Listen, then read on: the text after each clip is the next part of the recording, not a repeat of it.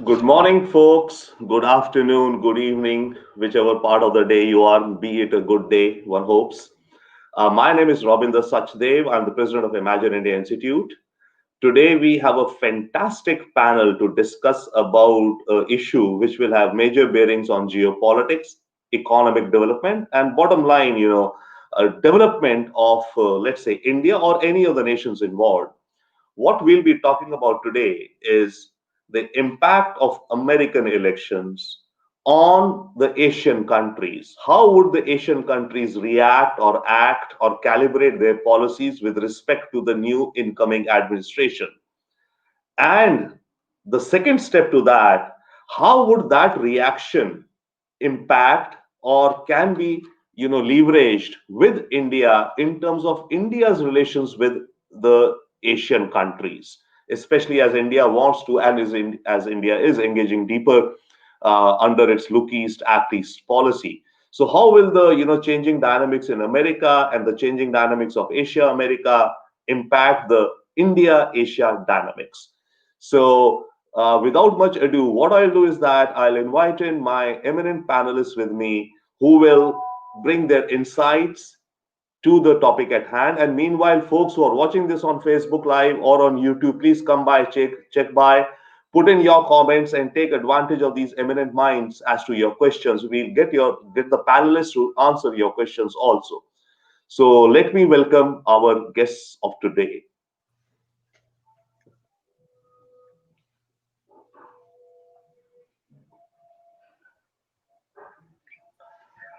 Okay, so we have Dr. Lakhvinder Singh from Seoul. We have Dr. Rajiv Ranjan from Shanghai University. We have Dr. Zakir Hussain from New Delhi. We have Dr. Chan from Taiwan. We have Sanjeev Ahuja from a media group known as Asian Community News. Thank you so much, everyone, folks. The opening comment would be invited from each of our eminent panelists. The question is, the topic of the day is American elections are over. What impact will it have on Asian countries and how their behavior will change? And consequently, how should India look to calibrate its behavior with the Asian countries and vice versa? So it's a big picture topic, and each panelist is welcome to give his perspective on how they see things developing henceforth. So without much ado, let me invite Dr. Lakhvinder Singh for his opening thoughts and comments. Lakhvinder ji, yours, please. Anji, thank you very much, sir. Thank you so much for inviting me for such an important topic on such a timely manner. I think on the surface things looks very normal, and our Indian policymakers are trying their best level to show off that nothing much will change and try to normalize the things. To some extent, I understand their efforts and I also support it. But under the surface, things are happening. Some of the changes which have to be brought will have a serious consequences for our security, trade, and foreign relations. Especially our East Asia policy will come under tremendous influence of due to the changes under the administration of USA. So I think three main areas which we should focus on is security and trade and environment. Security is more important to us because of China factor. So I would like to focus more on security than on trade, but things are interrelated with each other. It will be very, very difficult for us to see things separately from try to understand from a narrow perspective. So we have to have an interdependent approach. Try to understand the connection between security, trade, and environment issues. So during the discussion of the day, I will try to connect other 3 points and try to see what kind of changes we have to bring to adjust to our policy to have some relevance in the new administration. Thank you. Thank you so much, Dr. Singh. Yes, you raise a very important point. I think bottom line, it's all now interdependent, interconnected. That's the matrix in which we are living now. Now, may I invite Dr. Rajiv Ranjan, Associate Professor, Institute of Global Studies, Shanghai University, for his opening thoughts and comments. Thank you, Dr. Robinder Sachdevji, for inviting me for this very timely interaction that we are holding here. I would like to talk on India and China and the larger, broader context in situating the South Asia in that the context. If we see that under the Trump administration, we have seen the China-US relationship has gone in a very, the Chinese says a very in a wrong direction, and we have seen that the trade war was happening there. So if now after the the Biden administration is in going to soar in January, so if we see the Chinese scholars and policymakers reading about the Biden administration, then we can see that they see that the Biden administration will try to subsidize and the trade relationship. So there will be a kind of an early trade agreement. But if we see the Biden has written an article in Foreign Affairs where he says that that this need to change a China policy also. But like we see when congratulating Biden and while talking with the Quad members, he has a kind of changed the narrative. If you see on the Quad, now the Quad earlier it was free and open Quad. Now what he is using the word is secure and prosperous, the Quad or Indo-Pacific, that he says that. So I think there would be a kind of a departure in the US administration policy on China in larger context. But the Chinese are also aware that there is a bipartisan support on American policy on China. So having said that, there would be a kind of a very a low a kind of tussle on the trade and economic because the prosperity comes from there.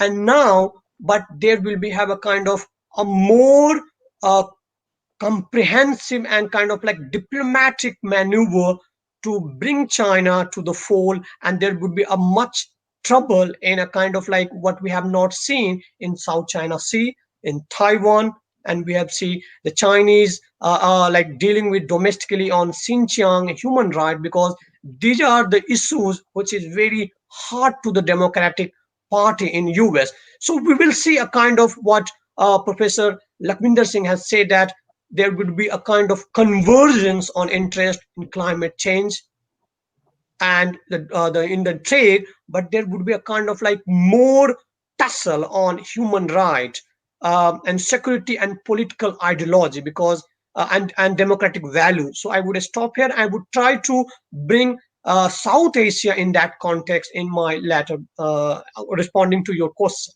Thank you. Thank you so much, Rajiv. Definitely, yes. Now we are kind of slowly starting to dig into, the core issues and aspects, and that's the beauty of the conversations as it flows. We build up on each other. That said, now may I invite Dr. Shenju Chang. He's a professor at Institute of Education at the National Chung Cheng University, Taiwan. Dr. Chang, yours, please. Yeah, thank you for the chair. It's my pleasure and honor to join this meeting, a very meaningful topic and very also timing as well, I would say that.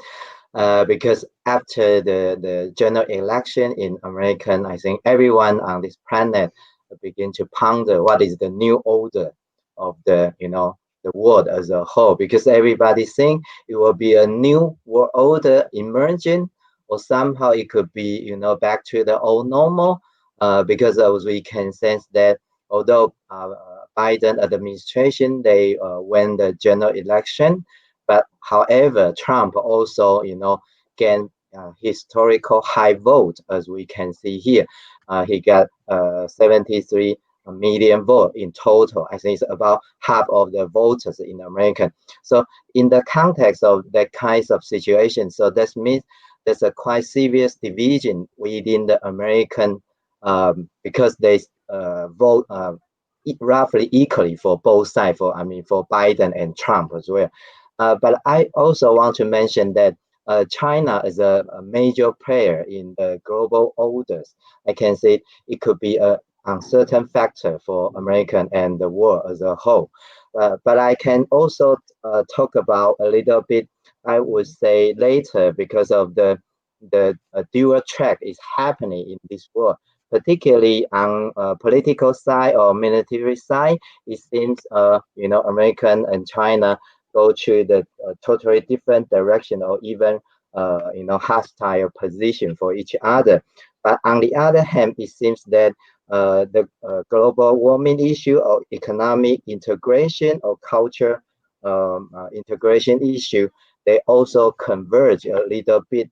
So this means, China or American, they fight on some issues in politically, militarily, but also on the other hand, they probably need to also sit down and talk to each other, have more collaboration, particularly in global warming things or international trade order. And also, I also want to say talk about cultural thing and educational thing, because the softer power for each other. I mean, for American and China at the same time, they also matter a lot. So I think in East Asia and South Asia, will be substantially influenced by this quite uncertain situation, but in quite different dimensions. Where I think that is we need to talk about more later. Yeah. Thank you. Yeah. Thank you.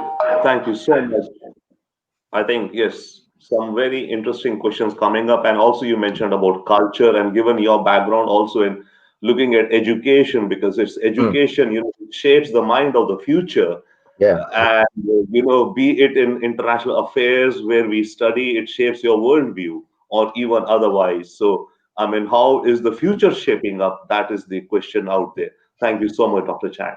Now, may I invite Dr. Zakir Hussain, ex senior fellow at the Indian Council for World Affairs, for his opening comments, please. Look, thank you very much. We all are thinking that what will be the where world will go with Biden, and how China will respond, or both will work together or not. To my understanding, that there will be greater convergence on economic issues, on global issues, on issues which are affecting the global world. That is climate change, terrorism, education, health, particularly COVID-like diseases, where world cannot live without with, with all this cooperation.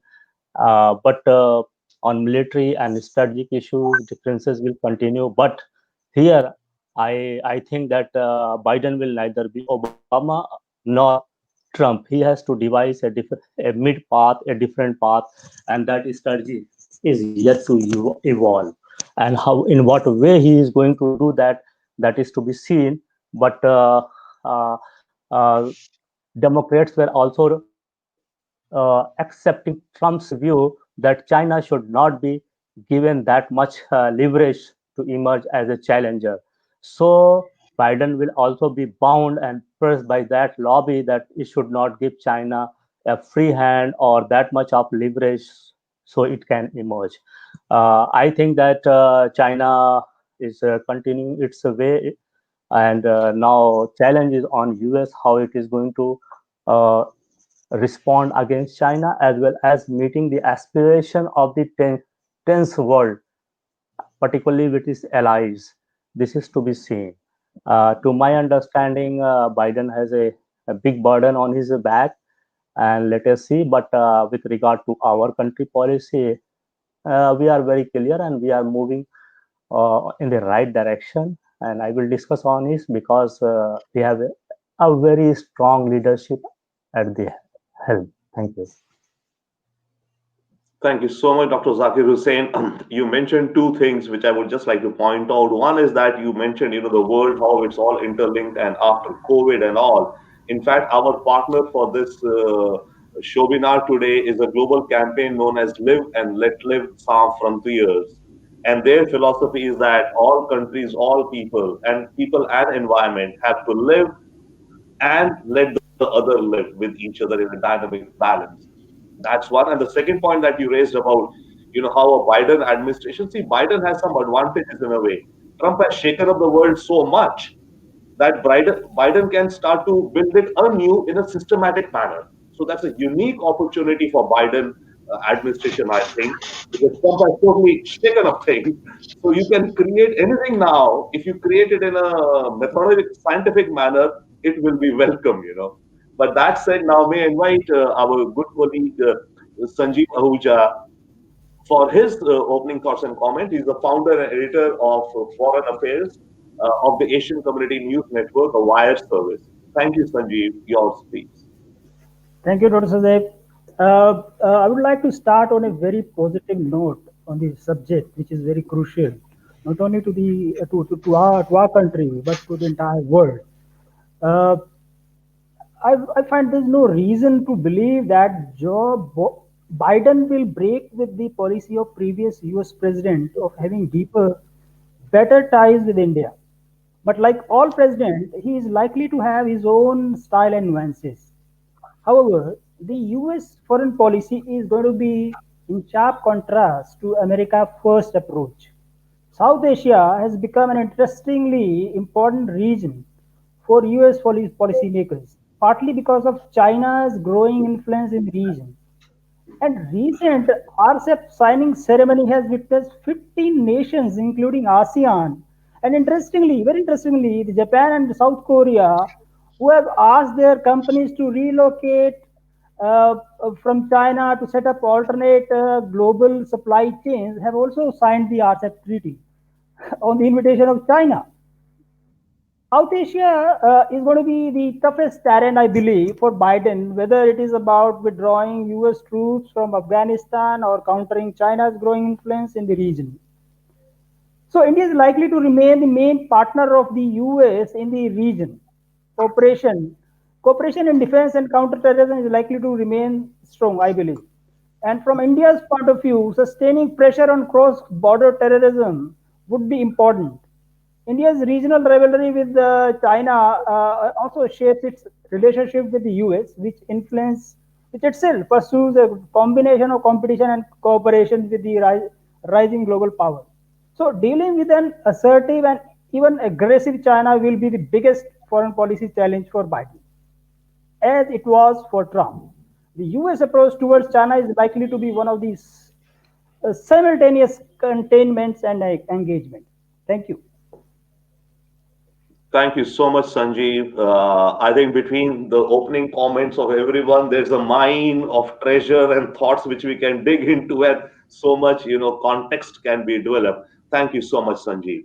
Now, as we begin the second round, meanwhile, may I ask anyone who's watching this show, watching by, coming by, please put in your comments. There was one viewer who's just put in a comment. I'll share with you and our guests. You can see it on the bottom of your screen. Same Singh is saying, Asian countries should unite to tackle American trade war and environmental issues. Great point, Sempal. Thank you so much. And I hope that during this discussion, some of your points would be, kind of highlighted by our eminent panelists. Now, as we head into the second round, what I request each of you, whichever perspective you're coming from, to kind of give what you think would really be happening and what you think what could be happening. I think that's basically it. The India part we'll come to in the next round after this, right? So from, let's say, your recommendations, I would like to get your recommendations for either the country where you're based or any country. I mean, if you are in India, I can recommend, this is how China should work with India, right?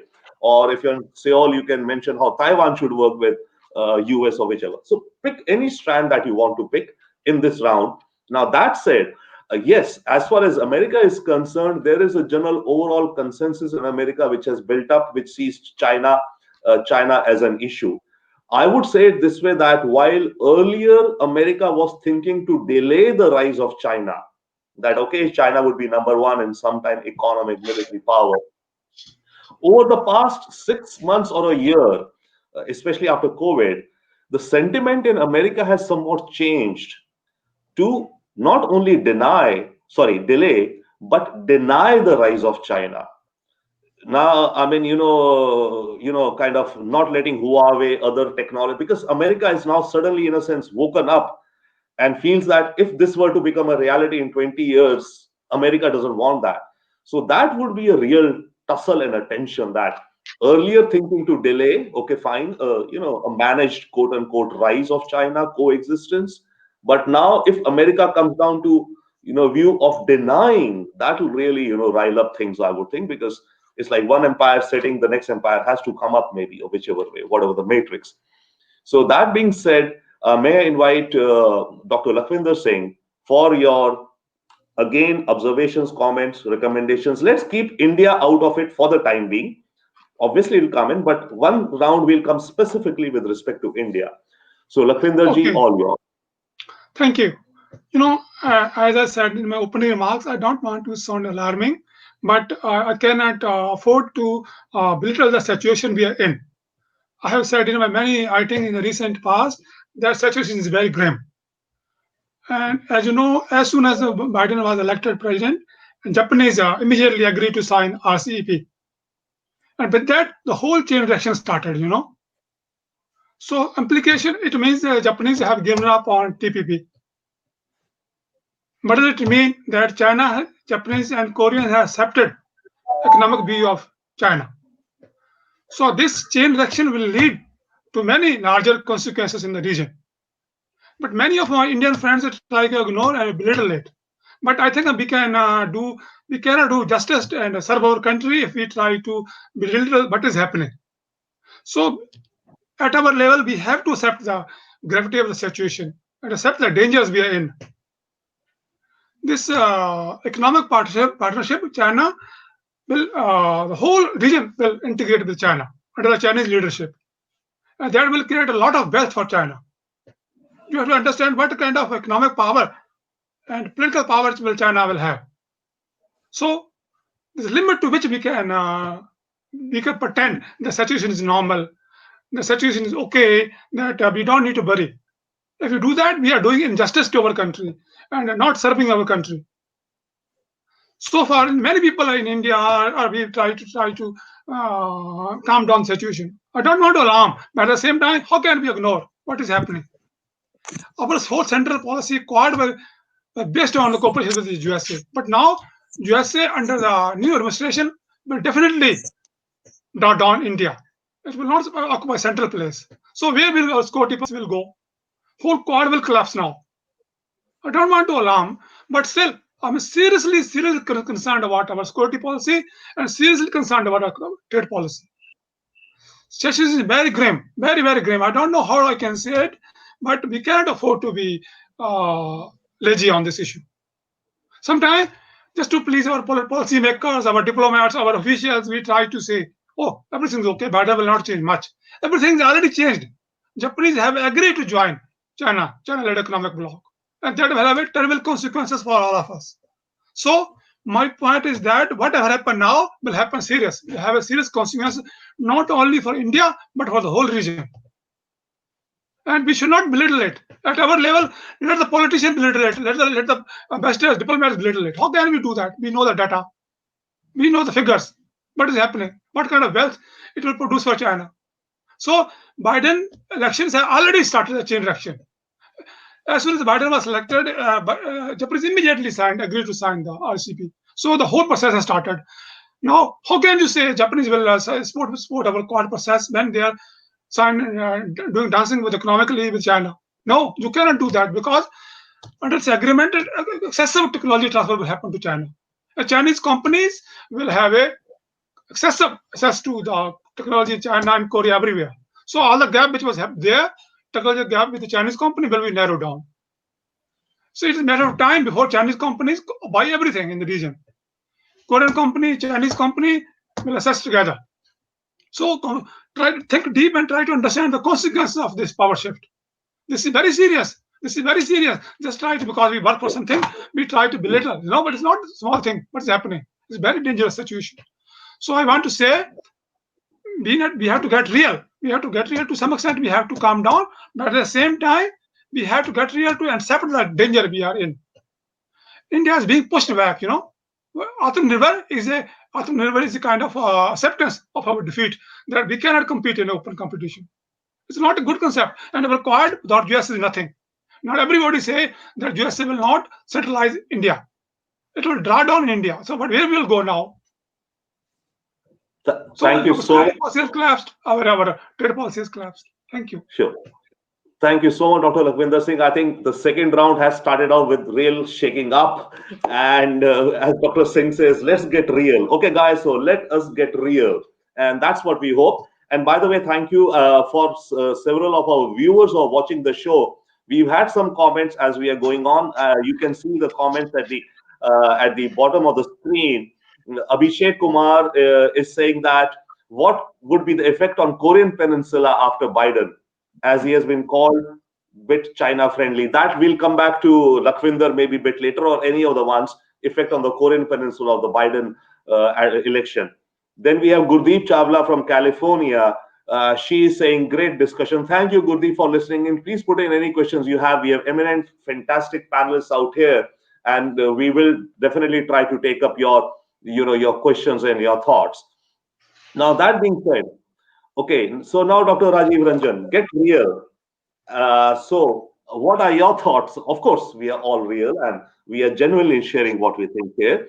But still, given some of the dynamics that Lakhvinderji pointed out, or whatever your perspectives are, and by the way, sure, it the discussion will end up a large part about China. I understand that.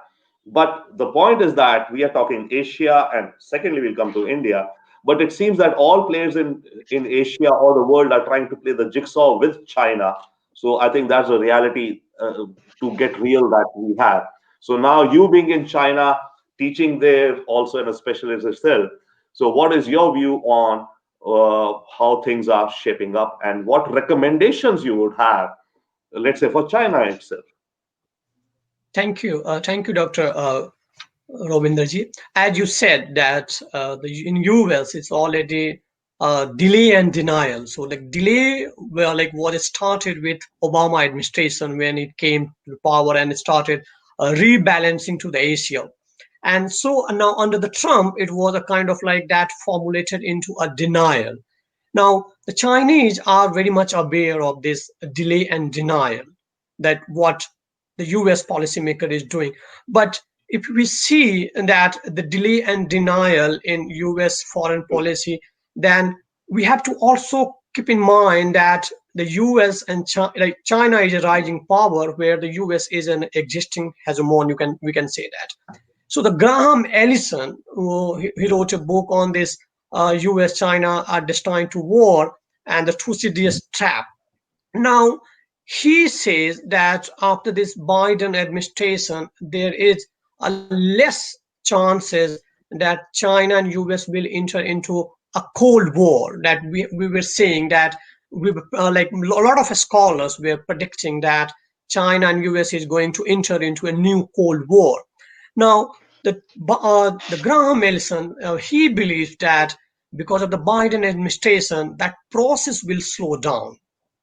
And but having said that, this the Cold War will be continuing in political and ideological aspects rather than in economy and trade. So there is a kind of like we can say that there will be a delay in the trade and economy, but there will be absolute denial in the political and security aspects where, as you mentioned, that US is trying to boycott or try to like ignore the emergence of Chinese technology like Huawei. So we can see the competition that is all meant to deny or like to delay the emergence of the technological power of China. But having said that, if you see that how the Chinese perceive this Biden administration, then we have to look how the Chinese scholars try to read this. And as we know that the Trump biggest China hand on the trade on economy was Peter Navarro, who was like a kind of like very aggressive on China, and that we have seen that culminated into a trade war.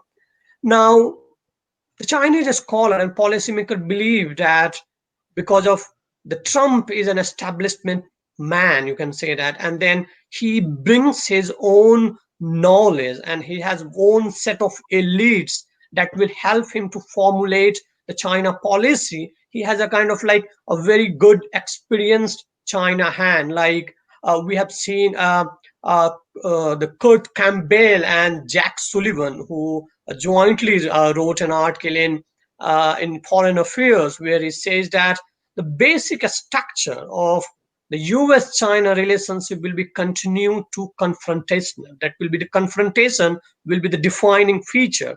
But the point here is the missing link that in the Biden administration will be the adversary, whether or not US is treating China as an adversary or as a competition. Now, when the Campbell and Jack Sullivan, and then you have like a group of people that Biden like intend to bring in China grouping, that is like Eli Ratner and Tom Dominan, like they are all kind of like a very have like kind of like they understand China better.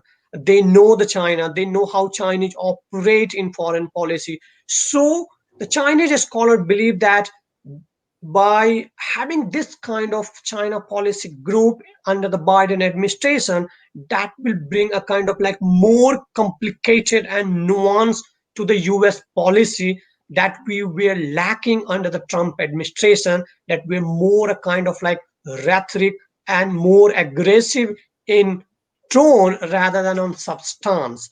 So the Chinese believe that by under the Trump administration, and we cannot also ignore the fact that under the Trump, the alliances US were kind of like losing. What we have seen in the case of European Union, they like the European Union has to pay the fee for their protection and all that. So and China were kind of like uh, coming into the European country, also in South Asian country. So now the the Biden will try to again re-win these alliances, and by re-winning these alliances, they can kind of like exert more pressure on China. Having said that, now what we have to see that the Quad, like we have seen, the Chinese also believe that Quad is not going to kind of like go away with the Biden administration, because they believe that this the balance to Asia, the pivot to Asia, even in the Quad formulation in earlier avatar, it was not under the Trump, but that was kind of like a strengthen their kind of like um, posture toward the China. So the Chinese scholar believe that, uh, and China, if you read the Chinese minds, and then they believe that they have to also reorient their U.S. foreign policy. Like we have seen the blame game in China and U.S., and both are accusing each other that the other party is more responsible in this kind of like downgrading in relationship. So what we see is in China also we have a kind of like more sensible and a more liberal, we can say that, of scholars like Professor and Renmin University Sirin Hong, who believes that uh, what we have seen in this during the Trump administration, the rhetoric against the China was a kind of like a media savvy, a kind of like a newspaper, a kind of like argument, that he believes that the Democratic Party largely uh, kept themselves on sidelines and not were in attacking China, whether it's the COVID or any other matter. So they believe that by winning these democratic members and parties, China can kind of like help to reduce the tension between US and China. Now, Thank you. having said that, we have to come back to South Asia. I'm coming to We'll South come Asia to in South this part. Asia. Okay, Rajiv, okay. can I? So Beautiful.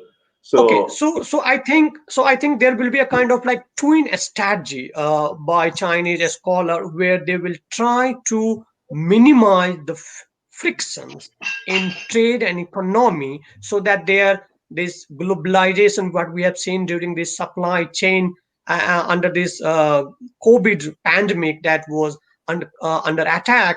So Chinese will try to protect this globalization and supply chain business under this economic and trade, but at the same time they are very much aware that the Biden will be pressurizing China on climate change. What we have seen in that during this pandemic, also we have seen fire in California, the floods in Chinese southern part. So I think there is a much debate about US sure, joining the climate change Paris negotiation. So I think there will be twin strategy by China, sure. where they will counter US on political and ideology, but they will try to cooperate on economy and trade. Thank you.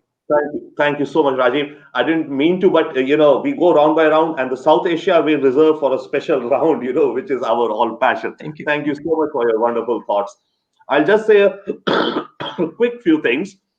We've had some questions coming in and comments actually from viewers. I'm putting it out there. There is uh, Sempal Singh again. Sempal Singh, you are following this discussion very seriously and very diligently. Thank you for watching and your questions. His point is sharing, distribution, and empowering Asian countries. China should downgrade their one China policy and empower and respect growth of large economies like India, Korea, Japan, Vietnam. Thank you, Sempal, for your wonderful comment, observation. Then we have Mr. Bala Subramaniam Thangewell. He's saying, I hope it means he finds the discussion going well. Thank you so much. Then we have Runjun from Delhi. She's saying, great discussion. Thank you, Runjun, for joining in. Thank you, folks, whoever is joining and watching this discussion. Please keep your questions coming. Now, before I come to Dr. Chang, a couple of quick points on what Rajiv, you were mentioning. Steve, there is a difference, yes. Under the Trump administration, people like Steve Bannon held a worldview that every 80 years, America has to go to a war, starting with American independence, then American Civil War, then Second World War.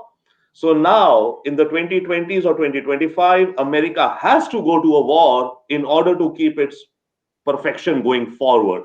So there'll be less, inputs from such scholars and ideologues who were kind of really preparing for that under a Biden. That's one. Secondly, you mentioned Peter Navarro. In fact, yes, Navarro has been very proactive. We worked with his team actually to promote India-US collaboration in healthcare and pharma because they were trying. When Trump came to Delhi, actually, he was, looking at pharma cooperation between India and the US. So we did play a small or whatever role in that.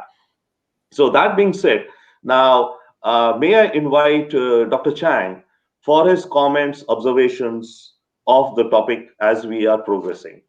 Sir. Okay, thank you for very, wonderful debate about the new emerging scenario in East Asia as well. And I think I really, agree about Dr. Ranjit have mentioned about, China and American, they will have the new strategy toward East Asia and Southeast Asia as a whole. Particularly, I want to mention that because the confrontation is still going on and it could, go intense.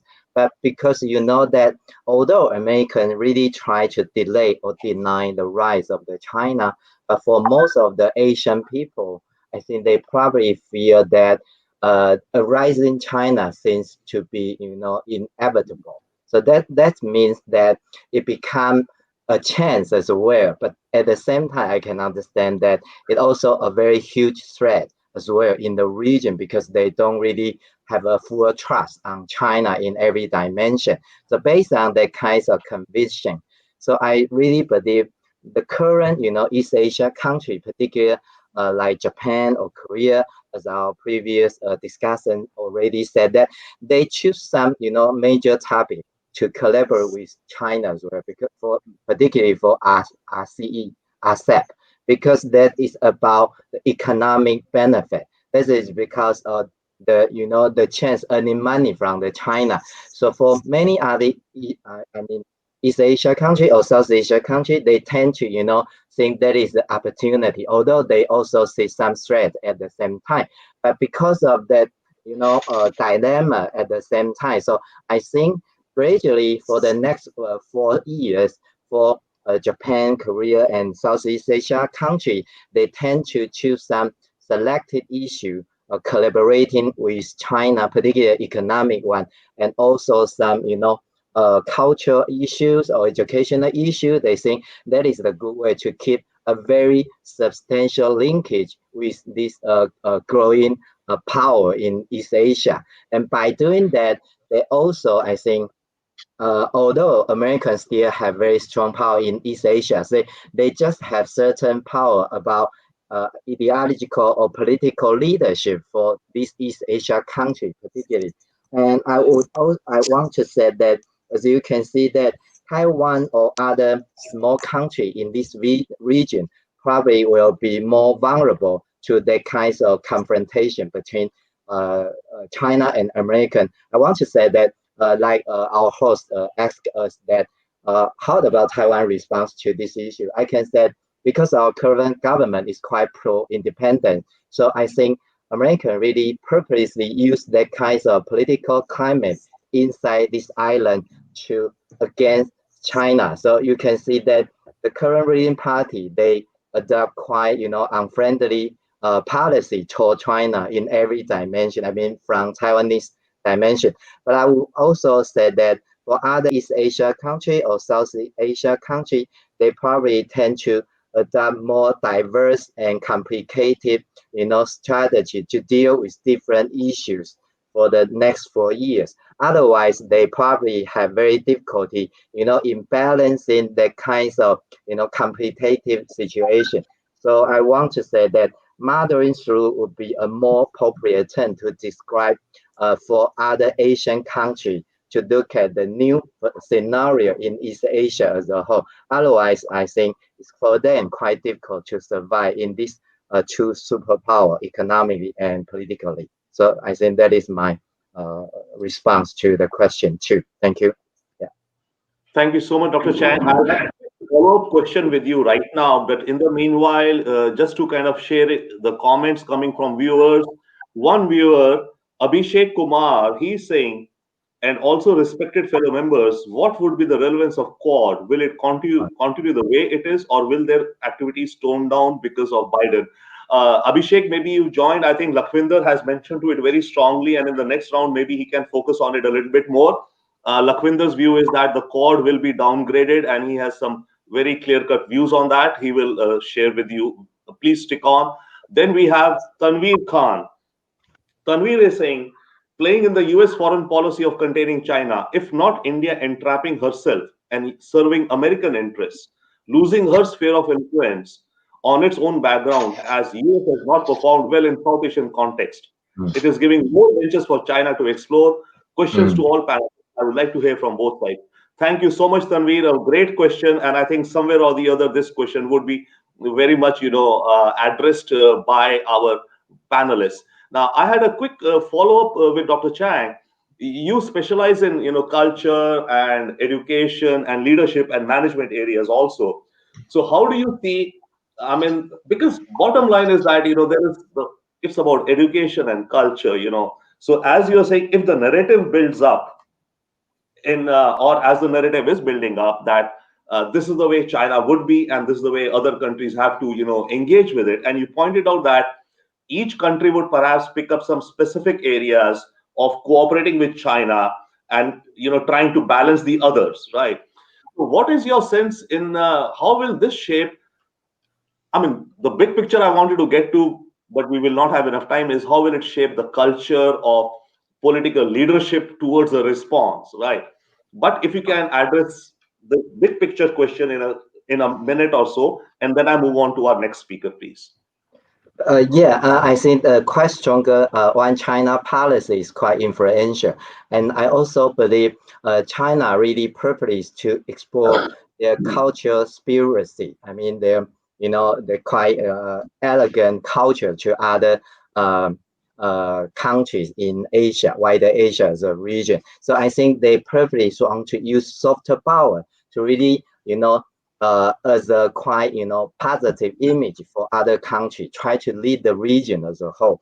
But I think because for the past couple of months and because of the attack of the American and some quite sensitive I would say there's a rational issues in American or in wider Asia. It seems that China's strategy using soft power, I mean particularly culture image, to lead the region seems a little bit in question as well, because it seems not so many Asian people really believe that kinds of the power is so desirable, attractive as well. So I think that is another dimension. East Asia people really sense about that, because some of them really believe in the democratic American dream or some kinds of that, political culture ideology as well. So I think that's things going on. Yeah. Yeah. Well, thank you so much for a insightful perspective and bringing up the question. I think bottom line is always soft power and image also. So well, thank you so much. Now may I invite Dr. Zakir Hussain for his thoughts on the running conversation. You can pick up any strand, sir, in the conversation, and whatever comes to your filtered mind, a pleasure to hear from you. Thank you. The discussion is focusing on delay and deny China. I am raising some questions, and on that basis, we can think how we can move and what we can do. Number one, the magnet of West has shifted to East. Where is USA now? In whose court ball is now? Uh, and this Asia, China is the elephant in Asia, and this century seems to belongs to China. What USA is going to do? Number one. Number two, billions of dollars of US companies are trapped in China due to Trump policy, particularly auto sector.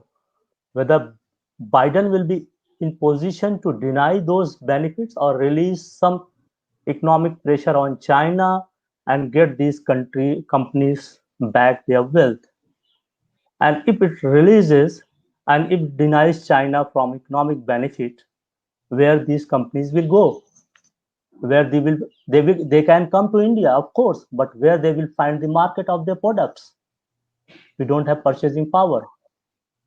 Africa does not provide purchasing power. So again, we have to think on this before making any big statements. The reality is this. Third one is that if we increase, if we try to contain China, try to strategically, uh, whatever we can use word, manage China, naturally it will create some political and military problem and conflict in the region. If there is a conflict, there is a problem, what will happen to economic prosperity and growth? ASEAN grew to this level by enjoying the prosperity of 20, 30 years. What will happen to this? So world is not so simple that you can deny, you can delay, but you cannot deny China. China has its own strategy to overcome the delay as well. And now I am coming to that, what we can do now. We are not considering the role of Russia in this discussion. It is very important. For this, I have 3 points. Number one, which Trump was slowly doing, break the alliance of Russia and China. China is a military threat, strategic threat, but Russia is a military and strategic threat, while China is both to US, economic and military. That's why it is creating more problem to US. If China rises, it rises with economic power, which is converted to military. That is a very forceful point. We have to understand this very clear. That is the writing on the wall. And the discussion of Professor Lakhvinder has disturbed my whole understanding. He is somewhere very real in his assessment. Second, that if we have to delay China, we have to engage China in some conflicts. Who is the scapegoat? India? India is going to launch war against China and bleed China? Or terrorism? Or terrorism is going to grow in this region? ETIM, Uyghur, and all this, and bleed China? And how China will respond? It is said that China's boundary is going to touch to Afghanistan after USA, US withdrawal from there. Their war of attrition can start. What will be the role of Pakistan in that context? Can we are able to break the alliance between Pakistan, nexus between Pakistan and China? If we are going to promote terrorism in this part of region, Indonesia, Malaysia, here, what will happen? to economic growth and prosperity and the regional powers. It's a very tough situation. The situation has changed. That's why Biden will neither be Trump nor Obama. He has to devise a new route which has yet to develop, or it is not in public. And third, uh, that US has to develop a more robust cultural soft power diplomacy. For this, it has to distribute technology, engage more powers, open its market for its allies, unlike prohibiting India and others to enjoy benefits. US cannot do without taking seriously its allies and the countries which are under pressure against China. It cannot pay lip services and win the confidence of these regional countries. To be very honest, on Indo-Pacific, only those countries are feeling problems which are claimants in the region, while others are not. They believe more in economic and trade and investment flows. This is visible by the signing of Japan to RCEP. The countries who have the stakes in the region, in Indo-Pacific directly, they are more worried. So if you are going, of course, policy is to separate, isolate economy from strategy, from military, but it is not very tough because both are entwined. What kind of world Biden is going to inherit and what he will do, this is very tough. Another point I want to raise, what US and other allies should do, they should make China economically tough in the world. They have to develop alternative supply chain route or destination, and India here fits well. But again, they are not coming with full open heart to support India or cooperate with India. Rather, they are eyeing the big market of India and squeezing it. The kind of response we were expecting against China, it is not coming. They are trading with us. So world is not in that position. It is not ready to work on delay and deny China. Somewhere world is also in delaying that where to go.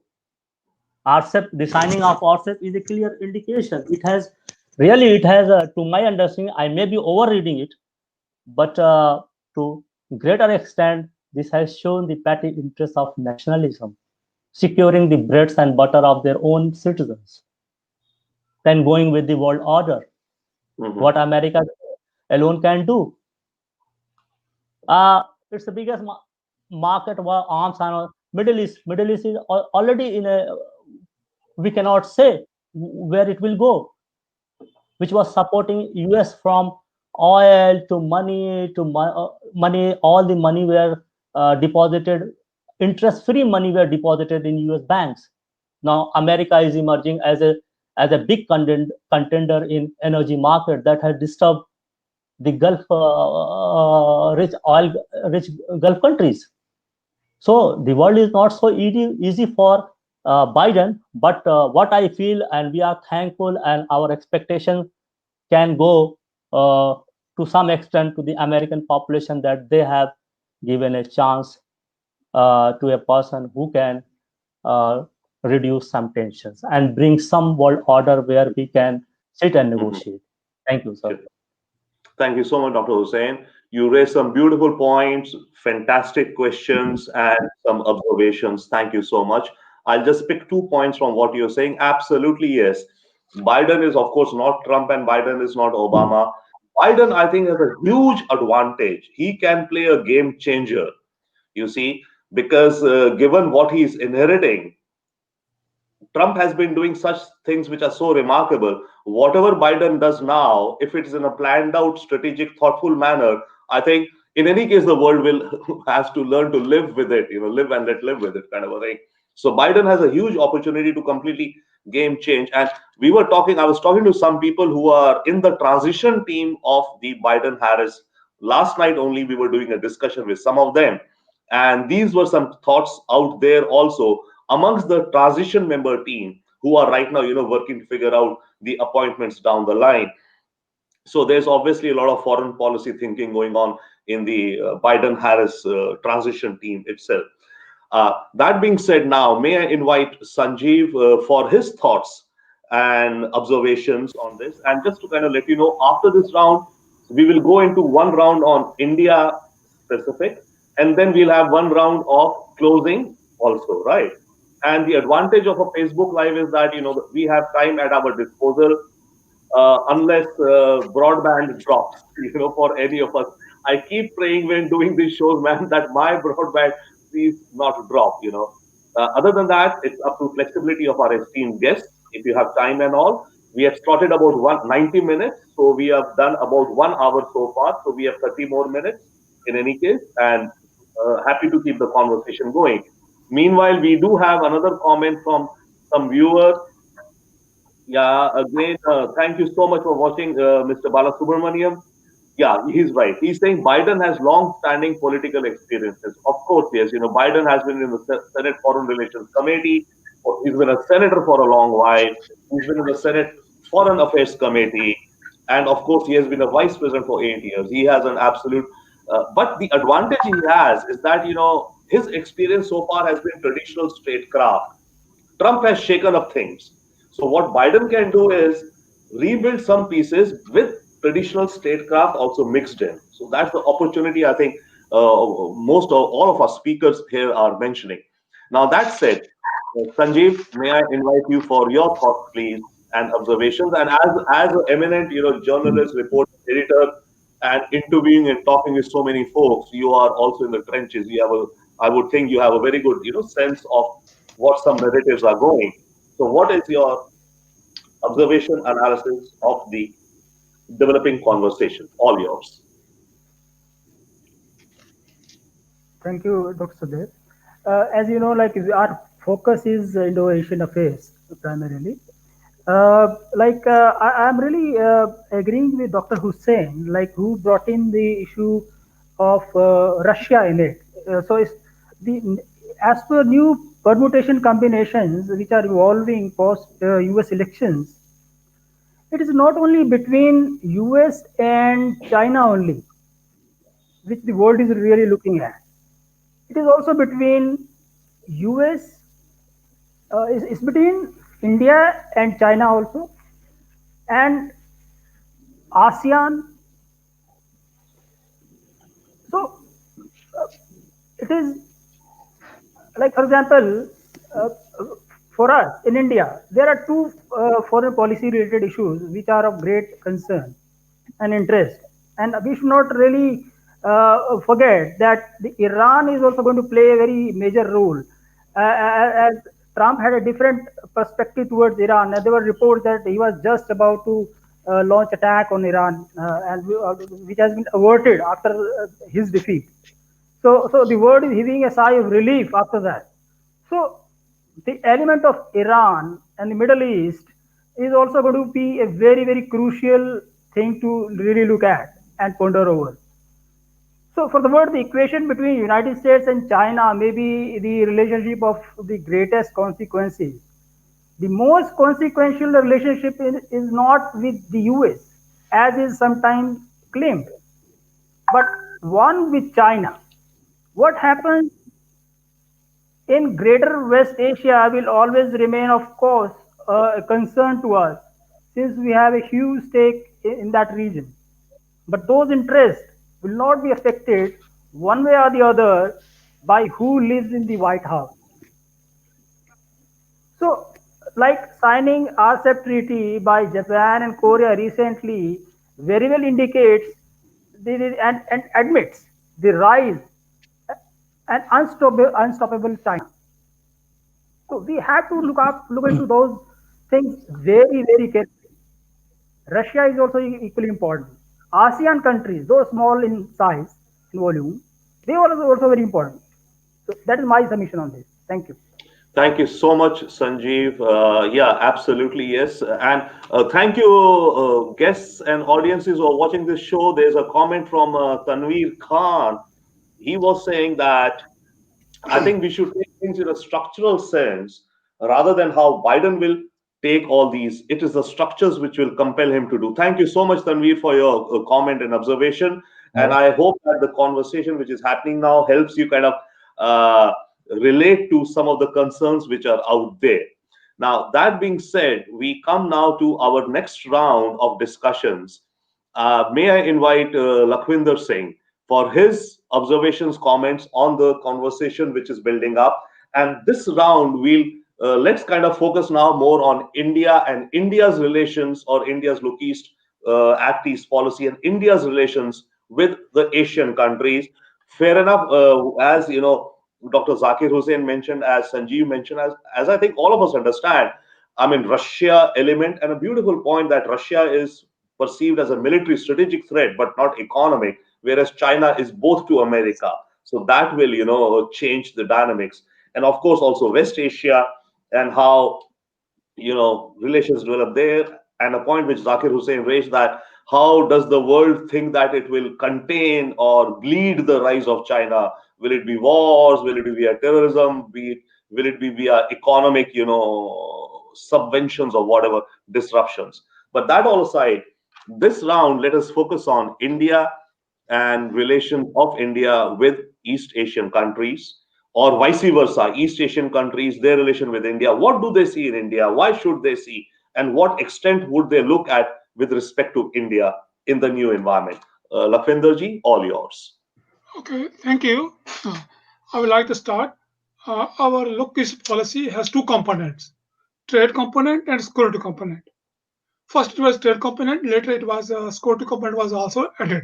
Now, so far, trade component was going very well. Our relationship with ASEAN, with Japan, with Korea, even with China was very, very good. Things was not so good, but not so bad. So people like me was very happy and enjoying. We was very optimistic about building a powerful relationship with the South Asian, sorry, East Asian countries. But now, with joining of China succeeding in building a RCEP, things have changed, started changing very fast. Now, as I wrote in my recent article, there's much left, not much left to act, because now our trade relationship with the whole Asian region East Asian will be affected very seriously. Now, if you continue with the trade with this region, we will suffer. If you don't do it, we will suffer.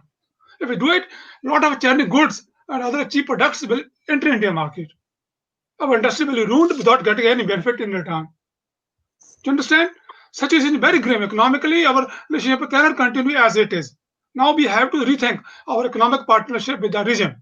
Because of the comprehensive partnership with China, a lot of cheap Chinese product can enter into Indian market by default, by other way around. So now our past approach cannot continue as it was going well. So, as I told you, not much now without our trade component, economic component, there's nothing much left in our trade policy, in our East Asia policy. Because 90% of our we are focused on economic cooperation with East Asia. But now that's very economic cooperation is in danger. The whole region is uniting with China. And we are not good relation with China. We are not ready to face China in open economic competition. So what we will do now? This is a critical question. We are not answering. Not many people are trying to answer. Not many people are taking to this question. But this question is very real. What we will do now? Where we will go from now? We are not ready to face open competition, and we are not now. So far we have some bilateral relationship with Korea, with Japan, with ASEAN country. We're trying to do something. But with this new agreement with China, now whole thing has upside down. But so far, our scholars, our professors, our diplomats, everybody's spinning it. Nobody's asking a critical question: how can we continue with our trade policy? So, I openly say that there is not much left to act.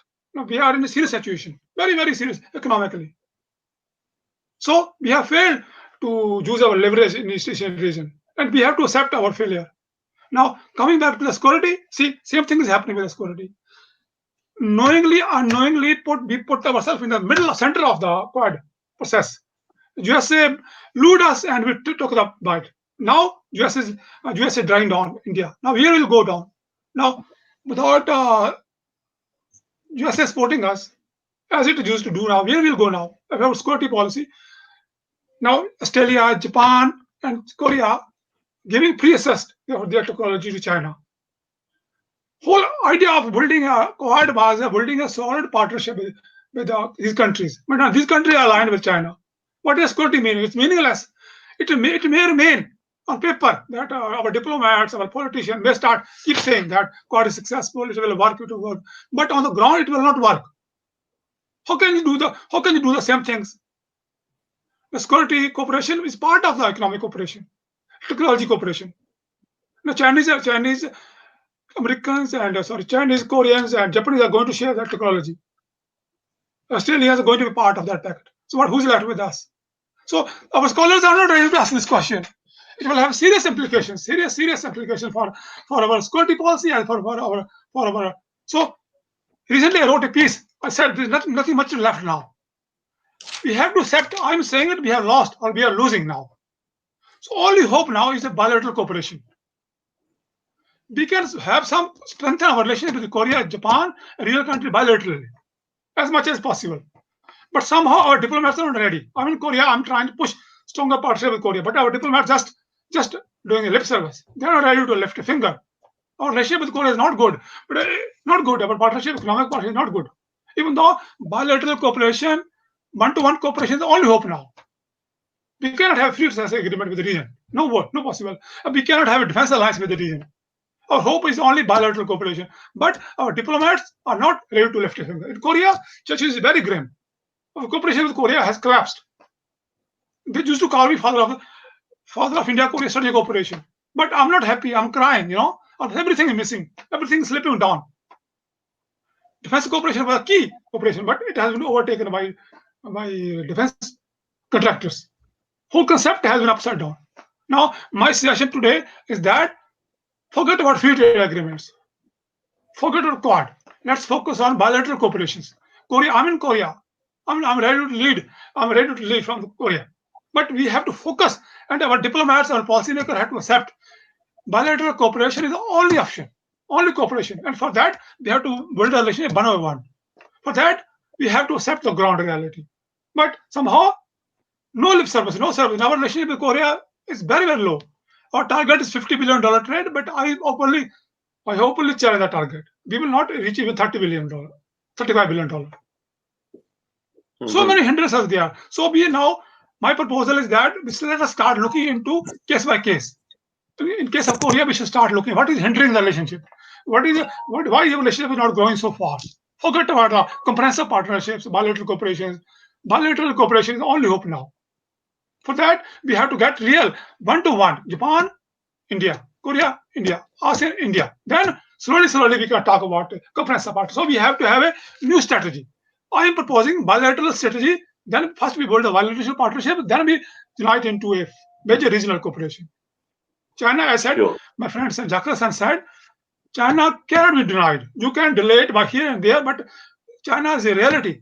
China is moving very fast. China has full-fledged strategy, but we don't have a counter strategy. Our diplomats are just doing lip service. It is just lip service. Nothing sincere, nothing concrete. With Korea, they can spend as much as possible. But a person like me who's working on the ground know the reality. Our economic relationship is very thin. Not much of the potential. Potential was much faster, but actual relationship very thin. Same is with the security cooperation. Sure. So that is what I'm trying to say. Now let's get real. Let's build on bilateral cooperations. Great. Thank you, sir. Yes.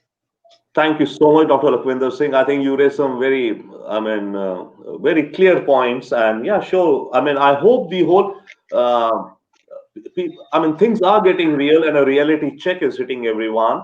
But yes, the point that you raised, which I think is it's a simple but obvious point that bilateral, apart from whatever other aspects are there, India's bilateral relations should be, there should be a quantum jump, be it with Japan, be it with Korea, be it with Taiwan, be it with, any one of the countries that are there, be it with Vietnam and all.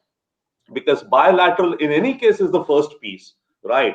Going for groupings and all there's too many complications. At least with the bilaterals as much to their full potential.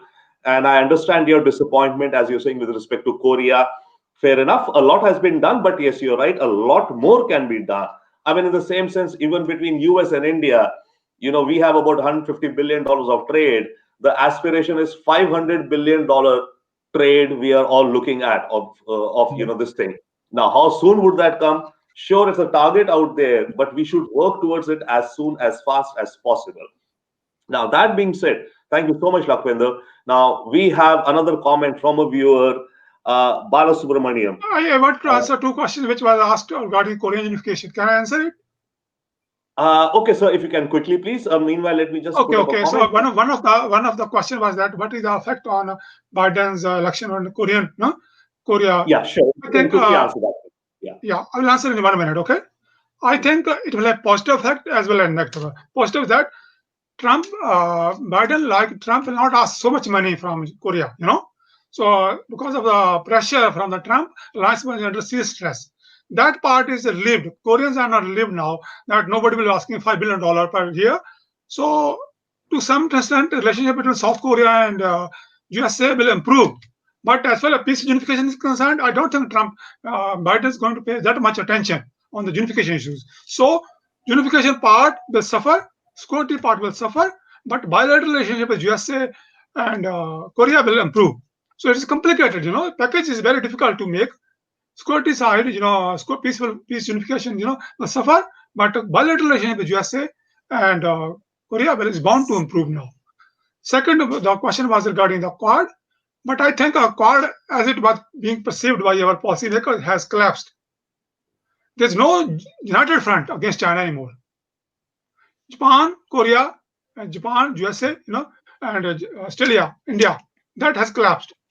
But USA has played, China has played his card, and that kind of commitment now Japan and Australia will not be able to pay. So we have to reformulate our strategy, reformulate our Quad.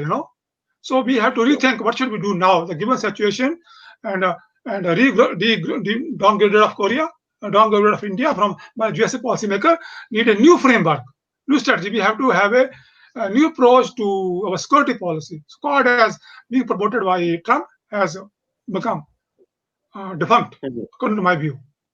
Sure. Thank you so much, Dr. Lakwinder. You've given a neat answer regarding the impact of Biden on the Korean Peninsula. Yes, the bilateral between US and Korea would improve because, the $5 billion which Trump was asking as such irritants, but other things would be another camp to see. Thank you so much. And on the Quad, you hold the view that the Quad is like now busted. But fair enough. Let's see if there's some the potential to it. Now, I mean, I may I mean, invite? there's a lot of lobby, who benefit from it. So they will keep singing, God, God, God. They have a vested interest. So I'm Very not going to true. say the God we will have. So they will keep, but actually, strategy as a policy, it has become meaningless. Some people have vested interest in Quad, so they will keep singing a song of Quad. But as a policy, a strategy, as effectiveness to build a deterrent against China, China will not care about Quad anymore. Thank You you. understand? Thank you. So that is my point. Thank you. God will not Yeah. disappear from the pages of our newspaper. It will keep appearing again. But as an effective strategy, as a deterrent against China, China's expansion into Indian Ocean, into South China Sea is meaningless now. Thank you. Thank you. Noted. And I hope our audiences are listening in, and please do keep on keeping your questions coming. As you see, your questions really help our panelists and help me to draw out the questions and thoughts and insights of panelists. Now, may I invite Dr. Rajiv Ranjan for his continuing comments. And this round we are looking at with respect to India, right? So India's relations with Asian and East Asian countries, and vice versa. East Asian countries, would some of them, recalibrate, and let's say even China should recalibrate its policy towards India, Vietnam, Taiwan, Japan, whoever, etc. So Rajiv, your thoughts, please. Thank you, Satyaji. Now coming back to India and South Asia, like what we have seen since 2013 with the Belt and Road Initiative, the Chinese footprint in South Asia and other part of the world increased significantly, and so does the focus on Indo-Pacific. That and thereby you have, like, if you see from the perspective of the small countries in the South Asia and the Southeast Asia, they were put into a kind of situation in a Cold War where they have to choose between Belt and Road Initiative and Indo-Pacific. So kind of like they were trying to a kind of maneuver in a way to kind of like hedging with China and at the same time also with United States. I think with the Biden administration, I think that will change a little bit, where they don't have this pressure to choose between whether Belt and Road Initiative or Indo-Pacific, as we will see in the near future. But having said that, now we all know that the Biden administration and the Democratic Party will have much more focus on the core issue, that is democracy, human rights, and terrorism. And we all know these issues in South Asia. So I think there will be much pressure on the South Asian country to improve the situation, whether it's a democratic rights, human right violation, and rise of terrorism. And we have seen the Bangladeshi Prime Minister when congratulated to the John Biden about this terrorism issue. So I think the issue will be shifting from this the dichotomy of choosing between the Belt and Road Initiative and Indo-Pacific, because this small states were very like immense pressure to kind of like maneuver between the two superpower. Even in Southeast Asia, what we have seen, that we try to bring Southeast Asian nation in this Indo-Pacific and Quad non-traditional security aspects, and there is much pressure on the Southeast Asian nation, whether to not choose or become the part of any of these grouping. So now I think under the Biden administration, they will having much pressure internally to improve the democratic rights, the human rights. And I think so there it comes where these country, and particularly we see the India has to again try to build upon the internal balancing to counter or to cope up with the Chinese challenge that is coming up. As we know about, we have seen in this discussion that China is reality and we cannot ignore. Now, to do that, we have to do this kind of like internal balancing, and we have to do like the Prime Minister Modi said, that we have to build this our $1 trillion economy. But this is easier said than being done. So we have to like kind of like we have to act at the ground to build our economy, and I think that's not very easy. So we have to do internal balancing also too, and also about the demo, like we have seen this the minority right, the case is in the Jammu Kashmir and all that. I think the Trump Biden administration will be focusing much more on these issues, I think in this in his first administration. Now what we are seeing the under the Trump administration is bringing India into its fold as a kind of like, and protecting India, and kind of like bringing India into a military a kind of like allies, that we have seen that India has already signed 4 agreement to enable to become a kind of like a military, you can say that military allies or military partners. But the problem is the structural problem. The India is a very weak nation. If you see that, not by political, not I'm sorry, not by economically, but militarily, India is has deterrence capability because we have this nuclear. But when it comes to the political power, we still lack a political power. And if you see the US treatment to Australia and Japan and other protective states, they are still politically weak. They haven't got the seats at the high table at the United Nations Security Council. They are not member of other kind of like elite members organization that gives you a political power. For that, for India's sake, India is yet to become a member of NSG. Now, US, if US want a kind of like a powerful allies India to contain China, then they have to not to kind of like strengthens India capability. What instead of strengthening Indian political capability, what US is doing is trying to bring India into a military fold. That, and we will become a protective state like Japan is there or the Australia is there. So what I believe is that instead of signing these all agreements and become a kind of like a military allies, US should develop or kind of like invest much more in building the Indian capability. by bringing India into their political power. That we know that China is trying to kind of like ignore the Indian aspiration to become a kind of like great power. Now, what we see, the reality is even the US is not interested. By bestowing these powers on India and by ignoring this political powers, US is keeping India weak. And so India will be a kind of like a junior partner to the United States. So our self, this goal or self ambition to become a great power has to sacrifice to become a US allies. Now, having said that, if you see that, as Robinder ji has already said, that there is a plan to bring India-US trade to 100, like $500 billion, but China is already enjoying this $500 billion trade. Of course, there is a trade deficit of 350 billion. In India and US, we have only 150, and the trade deficit is 28 billion. Now, even the investment, what the US brings investment in India is like around 100 something 15 billion, something kind of like. But if you compare with the China, again, we are in a very kind of grim situation. So if you see the economic benefit that US partnership is bringing to India is very less in comparison with China. Even they are military adversaries, their economic benefit is much higher than us. So what in China, in US has to do is to increase this economic relationship and technological relationship, because we still lack. We haven't any like innovated even like 4G or 5G, where the China is going into the 6G.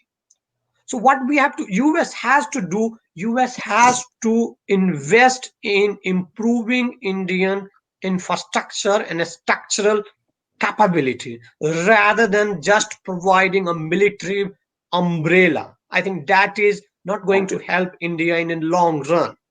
Now, if we Thank you. see how China is coming into the south, let me finish by two line, that how China is going to compete in South Asia. If we see during the COVID, we have already seen that China has organized a true discussion with the South Asian countries how to deal with this non-traditional security threat with the South Asian state. So we can see that there is already a kind of like a grouping coming up. Of course, it's not a military ally, it's not a security ally, but it's a kind of helping these countries, because these countries, if you see, these country lacks infrastructure. Their health infrastructure is a kind of like we cannot imagine that how kind of like is a very a kind of like minimum bare minimum infrastructure is there. And China, I think, is investing heavily to improve this infrastructure in South Asia, and thereby US and India has to compete not in a kind of like politically competitive, but how to develop the infrastructure and the capability in the South Asian countries. And there Mhm. we are lacking the money. Sure. And once we lack this money, then nobody listen to us, because if we True. analyze and we examine the Indian project in South Asian countries is like 10 years behind, 5 years behind. So there is a Sure. kind of like mismatch between what True. we say and what we do. Now, having said that, I think when the Biden administration is there, and I think once the narrative is shifted to the democracy and the human rights, and I think we have to keep in mind that we cannot just kind of like challenge or kind of like balance China only with the external balancing. So I think in Thank my you. mind, the best strategy is hedging. Thank What you. we have to Thank do you. is we have to Rajiv, hedge. Thank you. Rajiv, can you move on? Beautiful point you made. I think you really laid out this point of that, India's capabilities have to come up for India to play a more stronger balancing, whichever role, versus, the beefing up of military strength, which is different. If the inherent strength which is there. The other point that you mentioned about, Biden administration focus on human rights and all, let's wait for the Senate results to be finalized. This agenda which you're talking, that the Biden administration would lay more emphasis on human rights and progressive ideals, if in the Senate the Democrats win or they get 50 pending Georgia, then this agenda would be even more tricky for countries in South Asia, India including, because that's their core philosophy of their core base. But that said, may I invite Dr.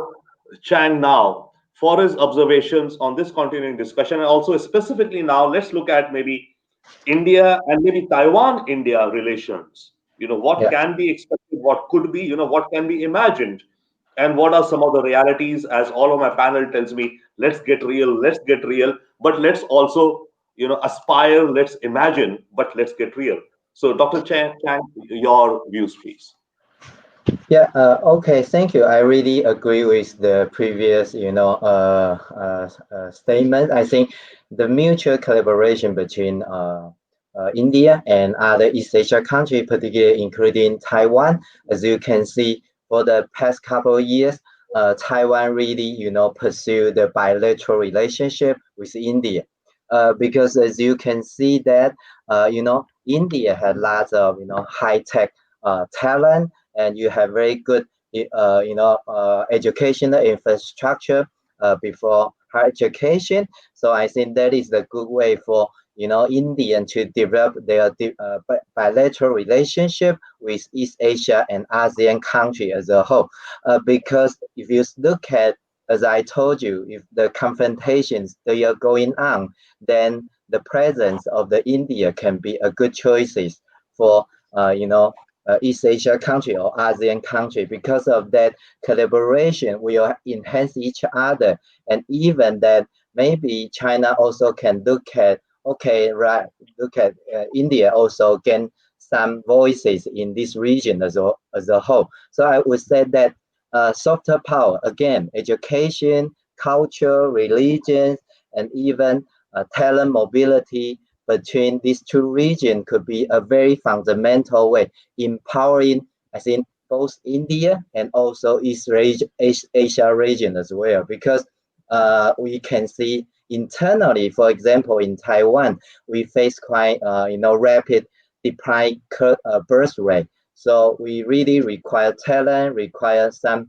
immigrants from outside the world, and India could be a good choices for some other Asian country as well. So that kinds of supporting each other can be a new way in the new context of Biden administration, not just only about military strategy or economic strategy, but also it could be from the cultural side. And Taiwan or other East Asia country can take more aggressive or active approach toward India. So in Taiwan, we have several bilateral projects with India, including the current one. This one, I think that is quite good way to having with each other at the same time. So I think that is the basics. I think I can share with you about what in the future for the next couple of years that India can do.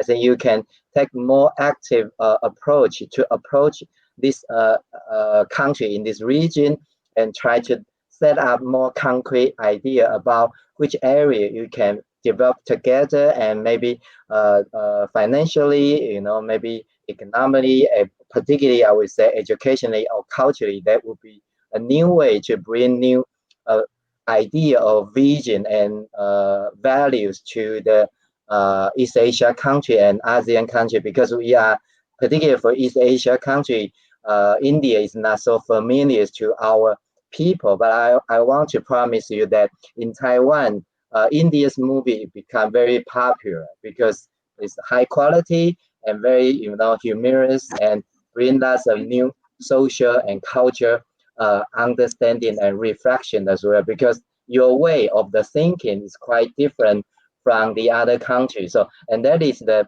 new perspective for East Asia people to look into Indian culture and your soft power as well. So I think we need each other at the particular time. So I think I can emphasize that point to all of you. Thank you. Yeah.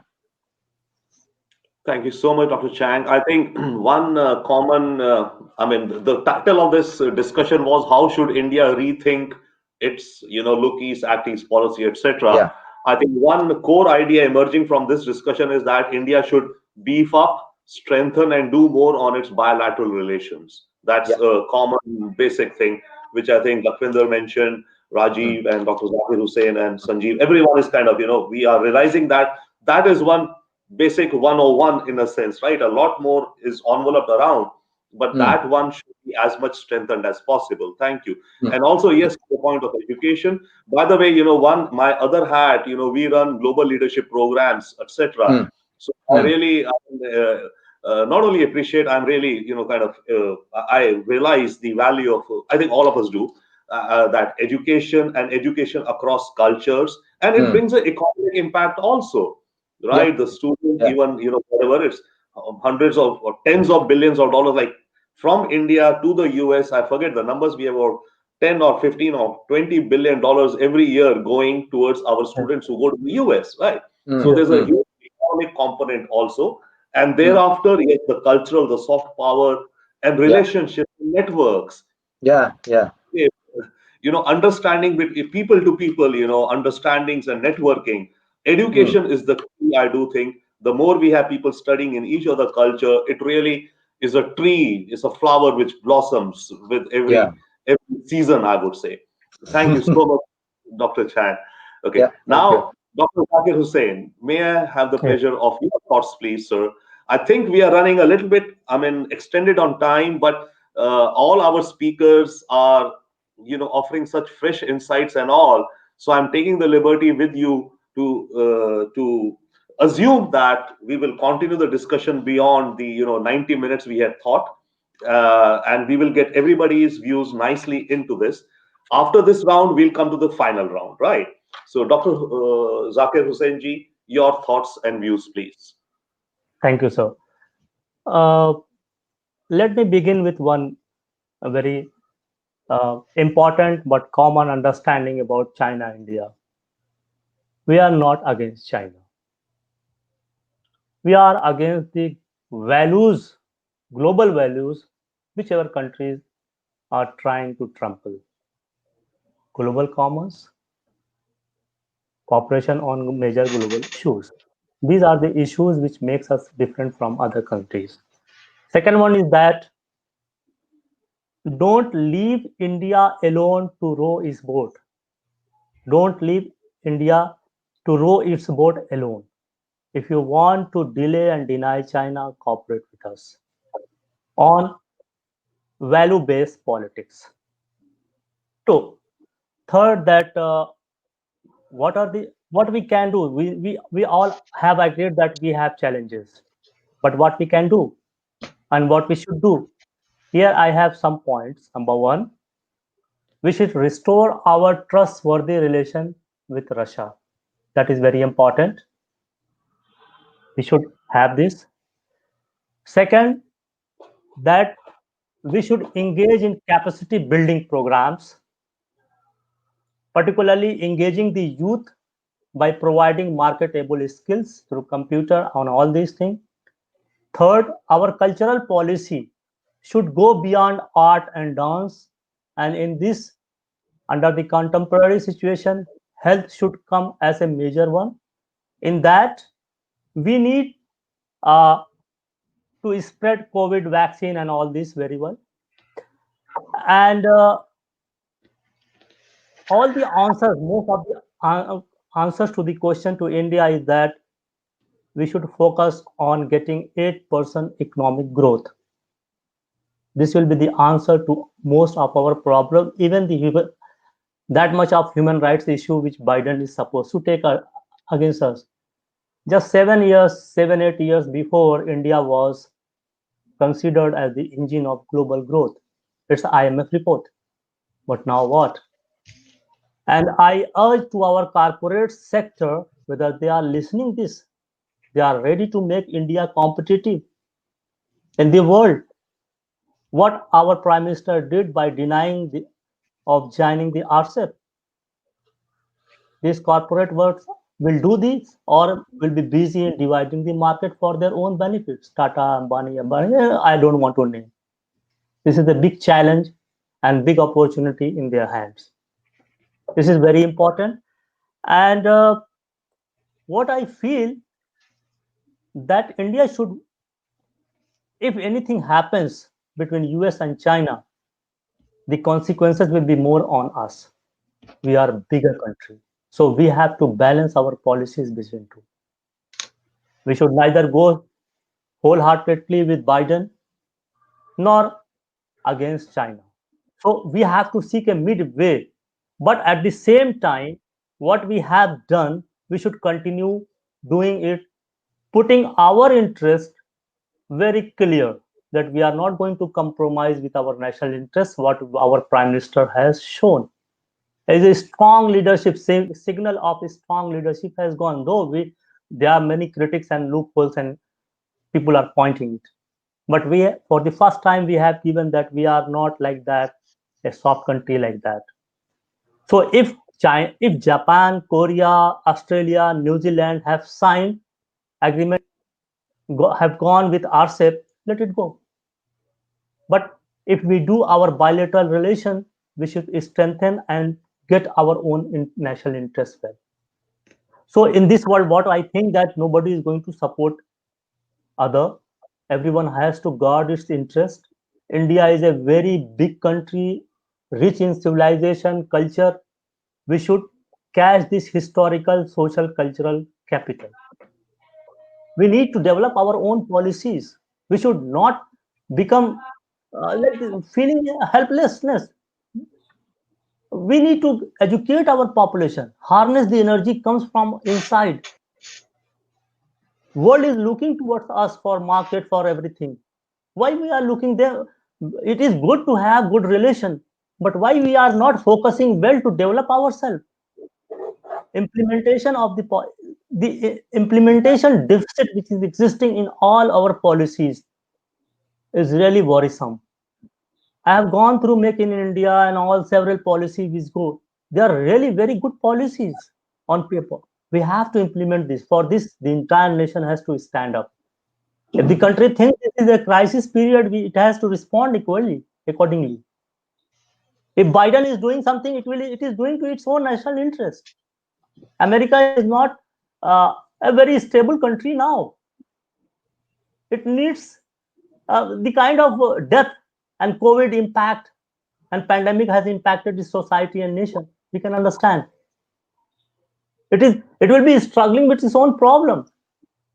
Biden may not be telling America first, but his prime concern, this statement coming after his election, that let every citizen have its COVID vaccine. Let every citizen. Bernie was telling that every household needs $2,000. Every unemployed person needs $600. From where this will come? It will come with a global cooperative system where China has a role. So we should not ignore this. First, let us build our capacities, focus on our capacities. Engage youth through education. This is very important point I was thinking. Engage youth through education, global education, online education. Our national education policy has given a very important point on this, that we will globally connect the youth through online education, establishing universities. And one thing I want to, you are doing that education leadership program, what you told, that there's a difference between their education, the education given by Western countries and the students going from developing countries. I have very good experience on studying the Middle Eastern countries.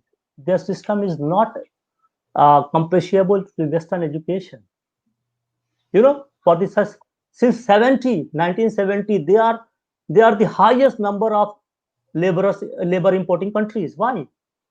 And they have one of the largest students are going to USA and California and Japan for education, but they are not able to raise their manpower resources because there is a mismatch. So our education should be focused area wise, region wise, country wise. That should be each. And I urge to the Prime Minister that each university should be given one country or one region. It should develop, study these professor, teachers who are giving education, study that those countries like Ghana. If students are coming here, they think that there are several delegations are coming. When Ranjan also knows in ICD or ICWA, many commissions were coming, delegations were coming. They were trying to study India, but where we were giving a simple one answer: no. If we want to engage the world through education, we have to devote universities on focus countries. They must study their problem, they must train the students according to the and engage with them. We are raising the future generation of connectivity with our country. Sure. We should also, like Sagarmala project, is a very good one. BRI, why we should oppose? Let the word oppose, we will develop our own. If China is going to come to us, we will answer. For that, we have to build our capacities. If Sure. Taiwan needs our assistance, Taiwan should give high technology. It's a give and take game in the world. Why why everyone is thinking that India should open its big market? These are the realist approach of, well, when you go to society and think, and even you talk with an illiterate person, he will say in India, why we are consuming so much Chinese product because we don't have, and we are organizing boycott and all this. What will happen? And let me say that the internet online revolution which occurred in India is because of cheap Chinese smartphone.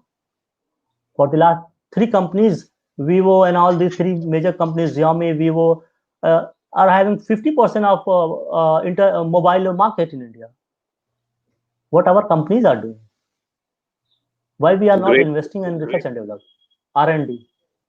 We have Great great, point. we are a great country. We have full of resources. We are not giving opportunity to our youth. Why? How? I was thinking that someday I was thinking that how we become IT leader in the world. Only few thousand words, maybe lakh. Youth decided to do something in this direction. Even Sure. Krishnamurti was sitting in a kiosk in Mumbai. We are the youngest nation in the world. It is said China has become old before becoming rich, and if we don't manage our population into population dividend, where we will be? Every youth Thank you. has 20 years. Every youth has 20 years. If this 20 years is not utilized well, they will become a liability. Thank you, sir. Thank you, sir. Thank you so much. I mean, it's a beautiful discussion, and each speaker is bringing such a prism through which you're looking at things. I think we all sitting here amongst us also are reminded, refreshed about the issues out there. And once again, I'll say out to any audiences who are watching, checking by their Facebook and all.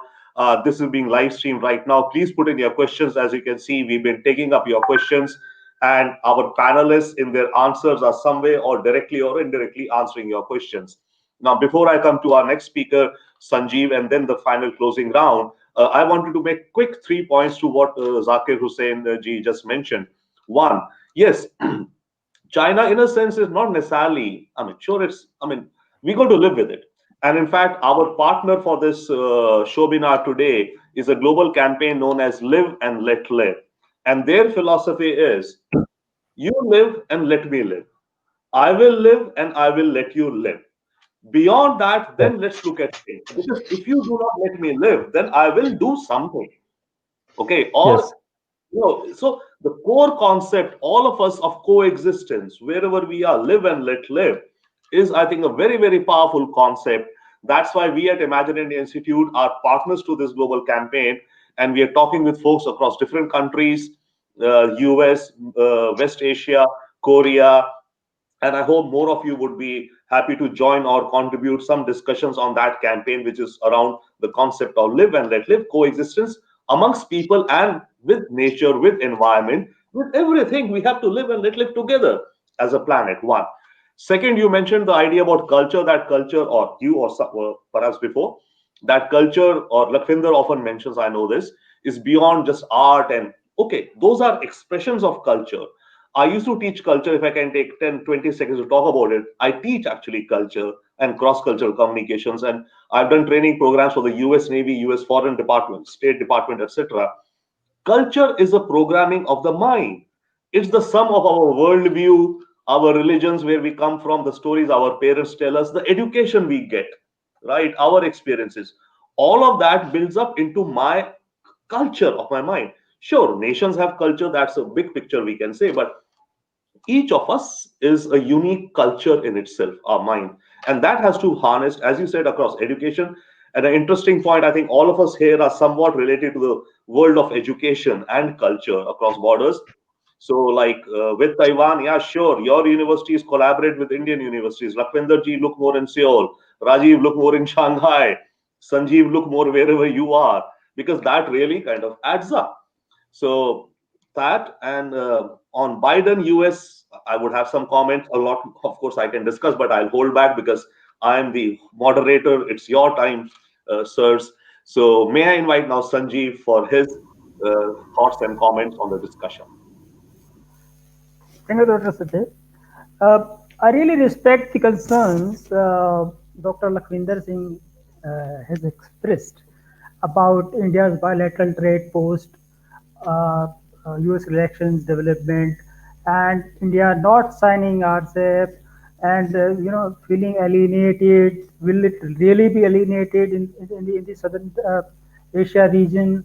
So I have few points to make on this. Like, India is very well appreciative. It was really appreciative of the fact that it was going to not to sign RCEP, and what are going to be the repercussions. And for that, it was preparing on the backstage. And the good news is that when it comes to trade between bilateral trade between India and Korea, so SEPA, which is Comprehensive Economic Partnership Agreement, which has been lagging, the widening the scope of the SEPA was very much required. And there is something good news coming very soon, that India is going to widen its scope to enhance bilateral trade with Korea, which now stands at $20 billion in fact, and it is they have have a mandate to increase it to $50 billion by 2030. Another thing which I'm really optimistic about is that whatever is the development happening on Asian front, the like Dr. Ranjan expressed his concern about the infrastructure in India. So in that case, Japan is a crucial partner in strengthening and boosting the infrastructure in India. And there's not going to be any let up on OD assistance coming from Japan at all. It will keep continuing as it was planned. That is in billions and hundreds of billions of dollars coming. Another big thing which India has done recently, not many people know, that it has created a firewall to stop China from dumping its material into India. Now that we are not promoting exports into India from China, what it has been doing for years is that it has been taking ASEAN countries' route to dump material. So what India has done is, the Department of Revenue, Ministry of Finance has come out with new customs rules of origin. So every importer in India has to declare the origin of the component which has been Components, yes. used in the imported materials. So we are really appreciative of all the repercussions which are going to happen and inflict upon India. So there are few good indications we can really hope for betterment. Thank you. And the last point about Taiwan. Taiwan has been very aggressively building relationship with us. Like Dr. Chang said, that we last 2 years have witnessed they have really looked up these kind of relations happening. And I'm so optimistic that in the backdrop of our relations deteriorating with China, very soon we can have diplomatic relations with Taiwan and have a embassy here in India, which is not the case right now. Thank you. Thank you so much, Sanjeev, for very interesting, insights.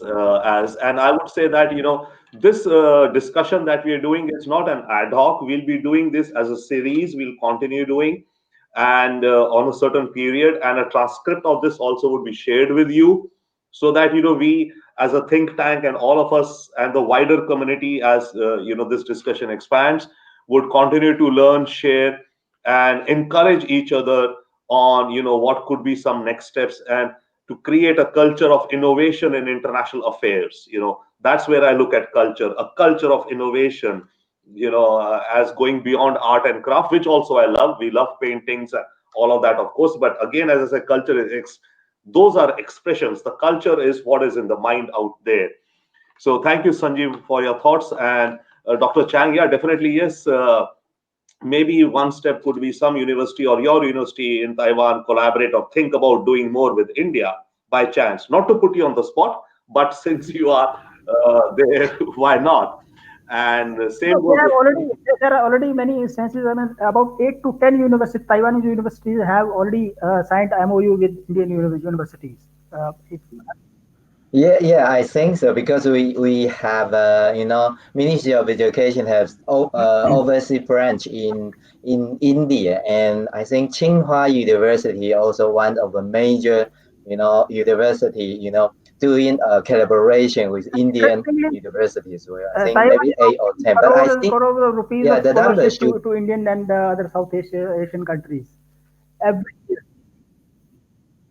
including my own one. I think we already sponsor around 50 Indian students studying here locally. Yeah, so I think it's quite glad to see that kind of fantastic. Thank you development. so Yeah. much. Okay, now we come to the closing round of wrap up. Some recommendations, if can be, some observations, some pithy comments. Each speaker may kindly share with our audiences. And folks who are watching this Facebook live streaming, please keep your questions coming. We have, even though this is a closing round, but still your questions we will take up and we will display on the screen at least, so that the next speaker, when they are giving their comments, they can read your question and incorporate in their reply. And as I was saying this, it seems we have a comment come in. Let me see. Oh wow, Mr. Bala Subramaniam has been participating and listening to this show very much. Thank you, Bala. He is talking about Chindia. Yes, I remember there was a book or a concept, Chindia, written long ago. Thank you so much, Bala. And now may I invite Dr. Lakhvinder Singh, the from the director of peace program at the Asia Institute in Seoul, for his wrap up comments, please. Lakhvinder.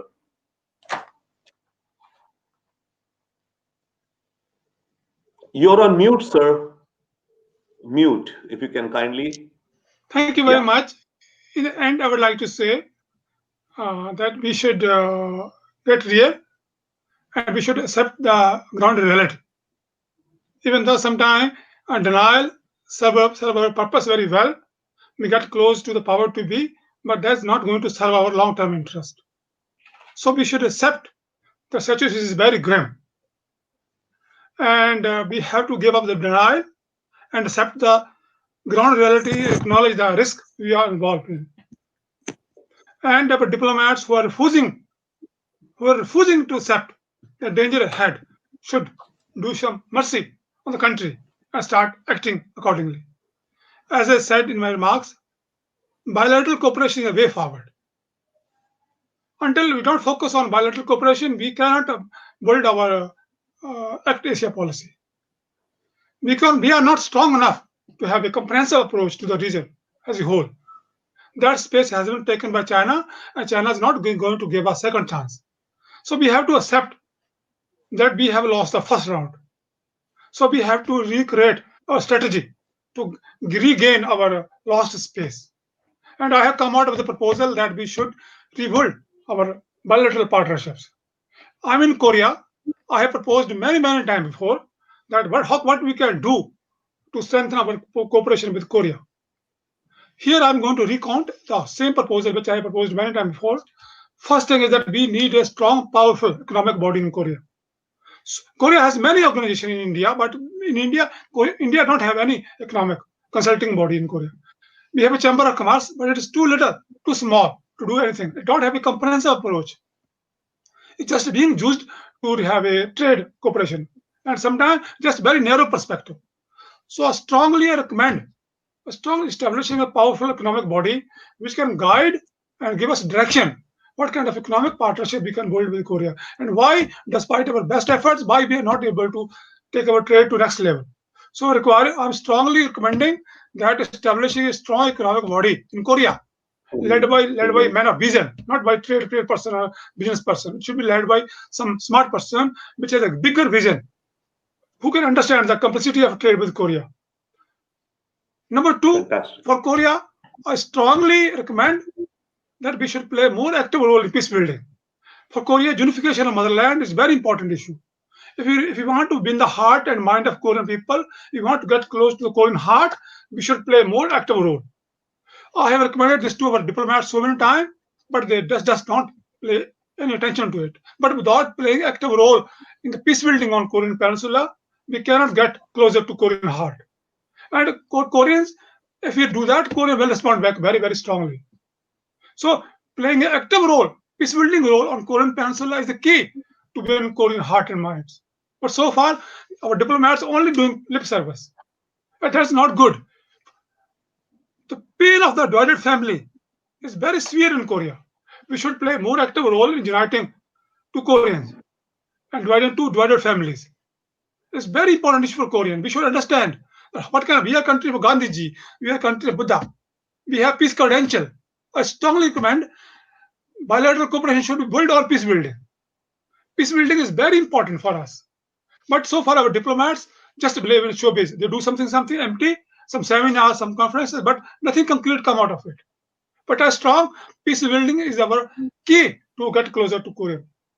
Thirdly, defense cooperation should be properly defined and seen should be bigger perspective. Korea cannot join us openly because of China. Even they said to no to USA, they will never say yes to us. So we have to have a develop a comprehensive approach towards building comprehensive cooperation with Korea. But so far, our defense cooperation has been hijacked by defense contractor. And our diplomats play active role in that hijacking. But I told them many, many times that no, this is not the way the things should be done. So I propose we should develop a comprehensive concept of defense cooperation. I've written many, many articles before, but I strongly assert again that comprehensive approach defense cooperation is in our of the need. So we have to do some academic work, some paperwork. What kind of a cooperation, what kind of principle, what kind of guiding principle can guide us? So defensive cooperation is the key. Last but not the least is a cultural cooperation. So far, India and Korea lacks some cultural understanding. The serious issue. So we have a culture center in Korea, but that's just on the paper. It's just a part of embassy now. It's not just organizing some seminar, some basic thing, some like just like an economic body. It's just like an academic body. But so far, no concrete work is being done on the ground. But to get closer to Koreans, we have to do some concrete cultural integration. For that, we have to take some more concrete steps. So I recommend 4 steps to strengthen bilateral cooperation. So we have a comprehensive approach. As I said before, now given the situation we are in bilateral cooperation is the only hope in East Asia. And for Korea, I have a strategy. I need your support. So far, not many people, as you know, all of you know very well, I'm not getting any official support. You guys are my support, and you could play a very important role in building powerful alliance with Korea. Until we do that, we don't have much hope from the officials. They have their Sure. own purpose, their own agenda. But we people who live in, I have a family here, you have business here, so you have a real purpose, a real interest in building a powerful alliance with Korea. For that, we have a systematic strategy, so that Sure. we can have we should bilateral cooperation with Korea is a part of bigger strategy strengthening part of East Asia and our East Asia policy. Thank Thank you you. very much. Thank you so much, Dr. Lakhvinder Singh. While you were speaking, a comment came in from one of the audiences who is following this discussion quite well, Bala Subramaniam. His point is that Ministry of External Affairs must be restructured. Even Singapore has more diplomats than India. Definitely so, Mr. Bala Subramanian. India has hardly 1,000. US has about 15,000 employees in the State Department. China, I think, is about 7,000. India needs to expand our, foreign diplomats official side. Though I think what Lakhvinder ji is mentioning here, and our discussion is we are talking more about public diplomacy, and fair enough, the governments are doing their own work, but we are talking much more about people to people and building up that.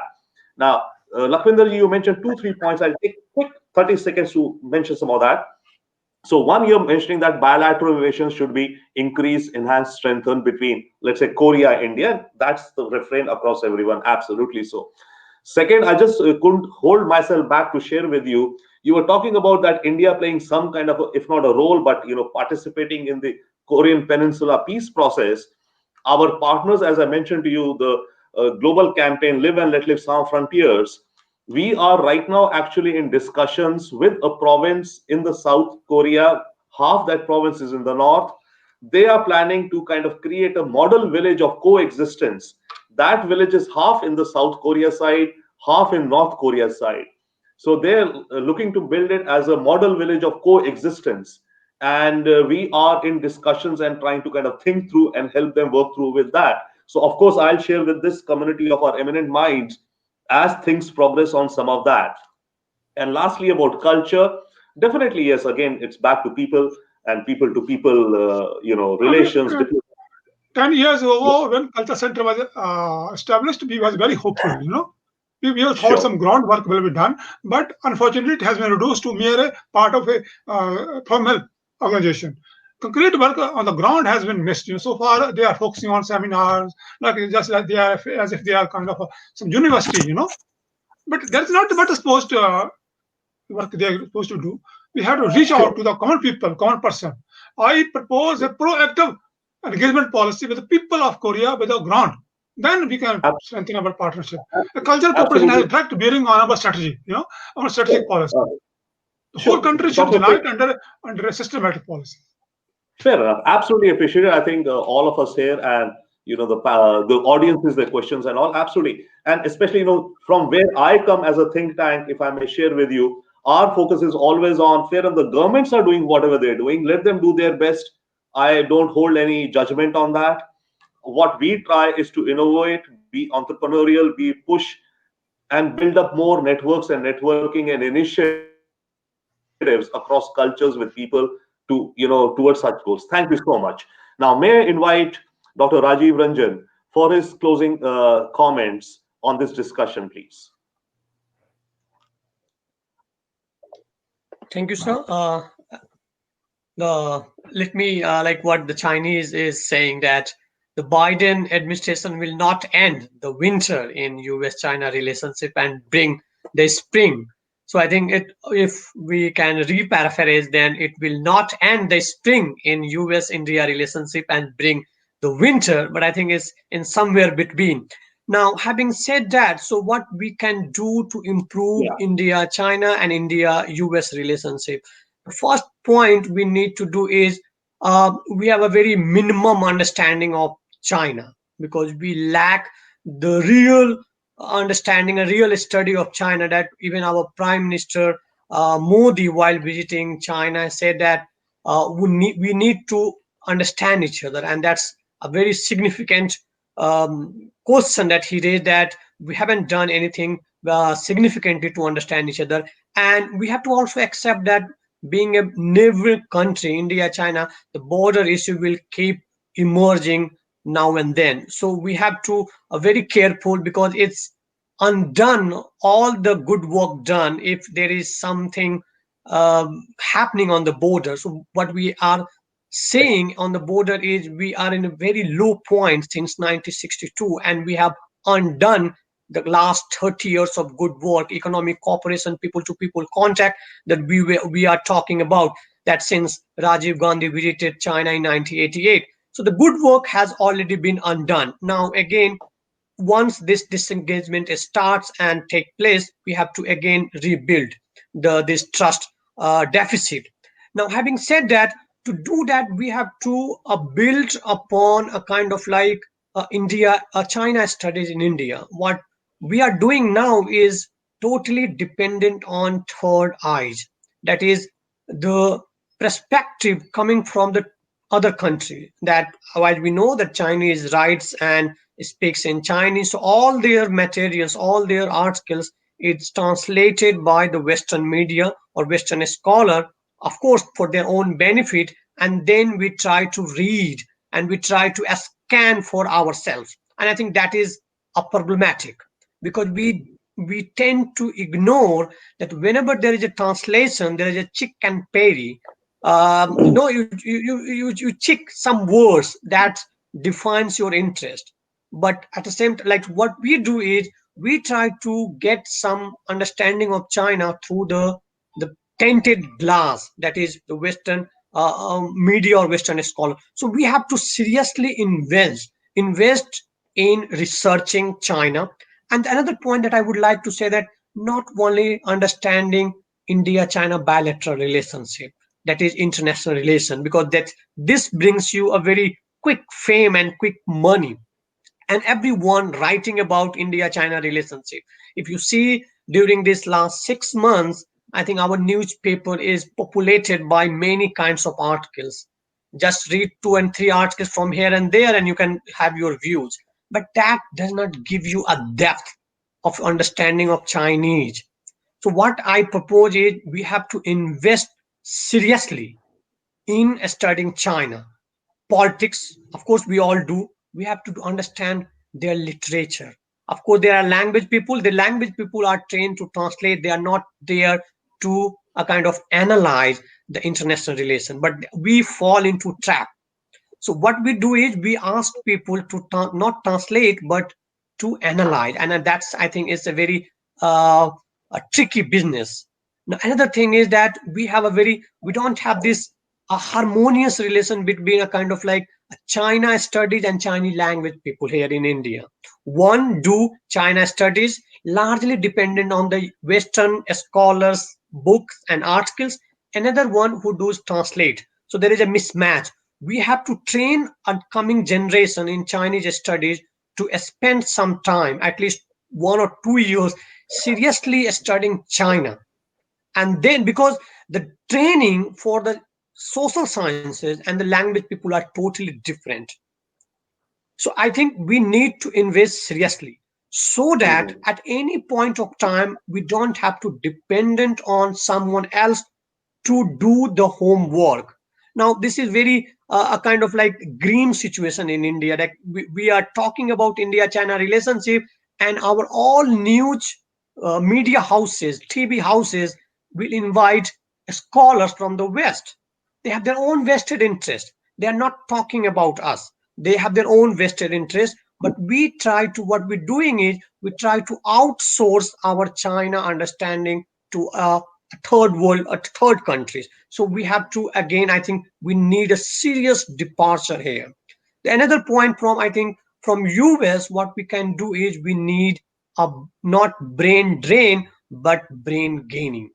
What we have seen is we have seen that there are a lot of CEO of Indian origin there in India, but that has not translated into building a very robust industries in India that we lack in India. So what we need is we also need some of them who is well established there to invest here in India and try to build indigenous kind of like companies or like entrepreneurship, anything. Like, let me give you an example. A Chinese a scholar, not a scholar, is a AI expert, Kai Fu Lee. He was there with Google China.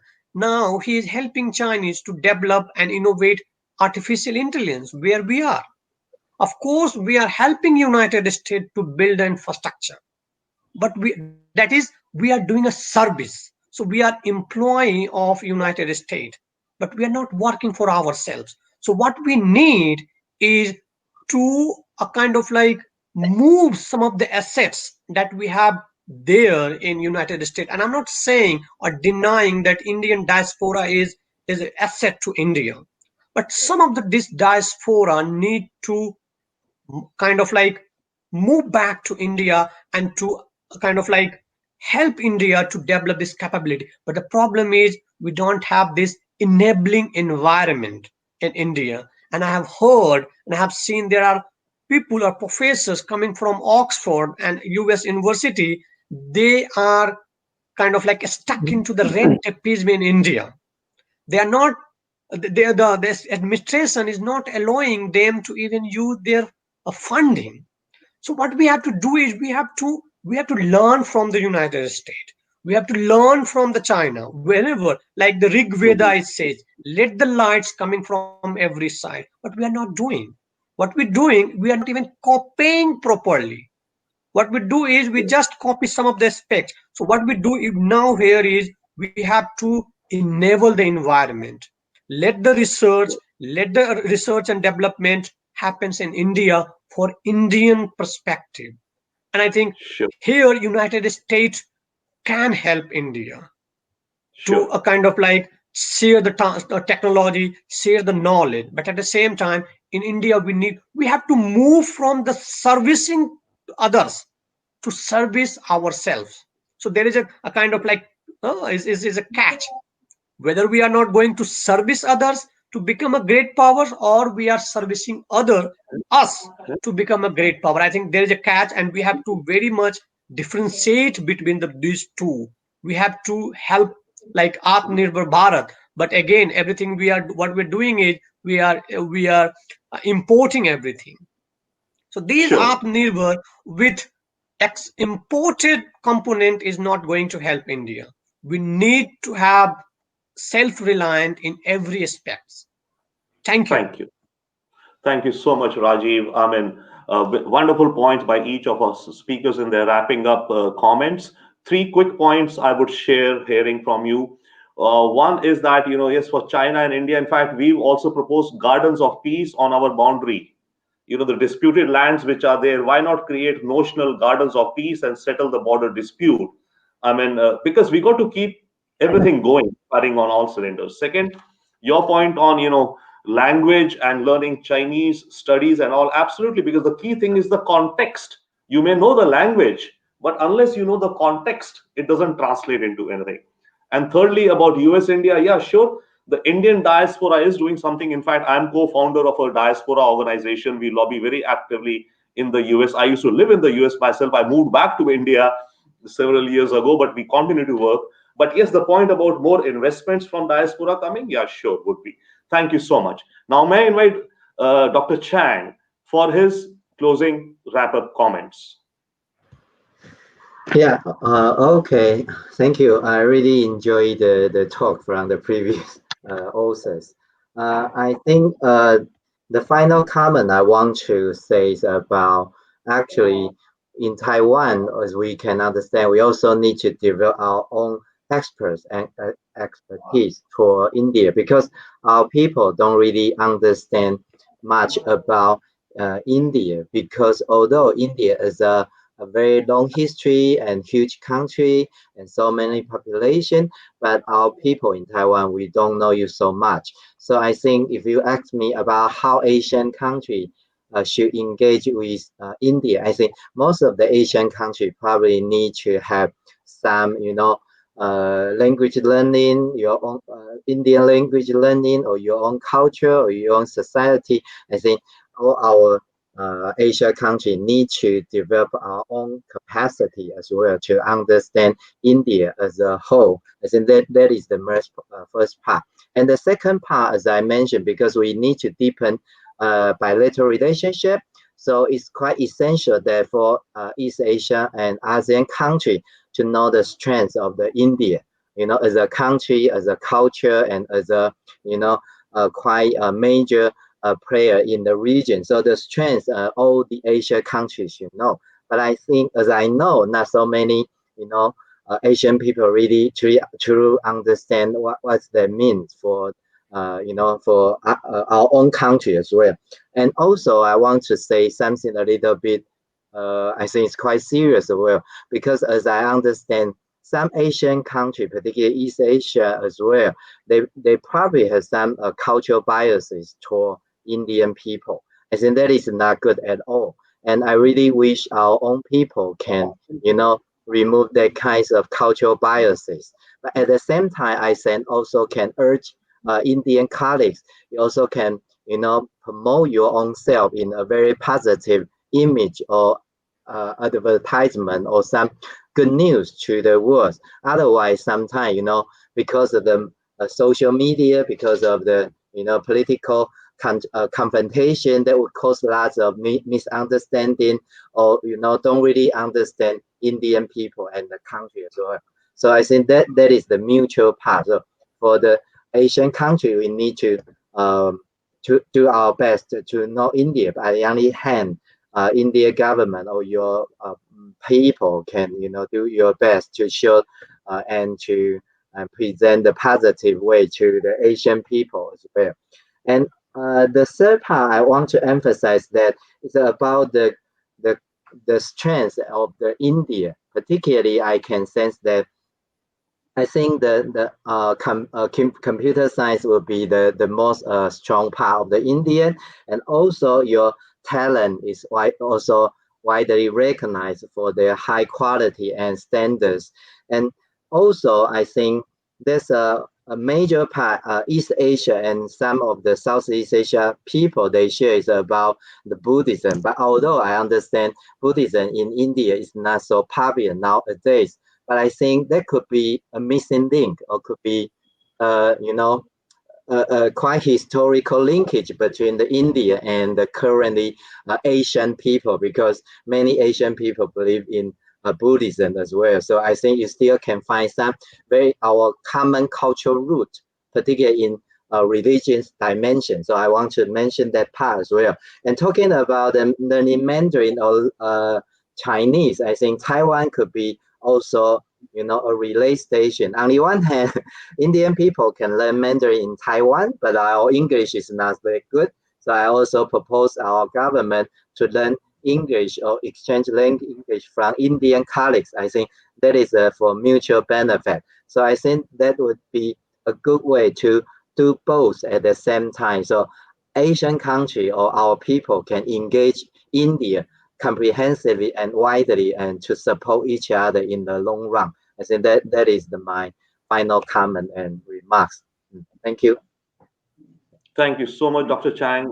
Fantastic comments and fantastic context of, the big picture and capacity building. I mean, if we have to increase bilateral relations between, all of the countries, let's say with India, or Asian countries and India, it's about in some ways capacity building.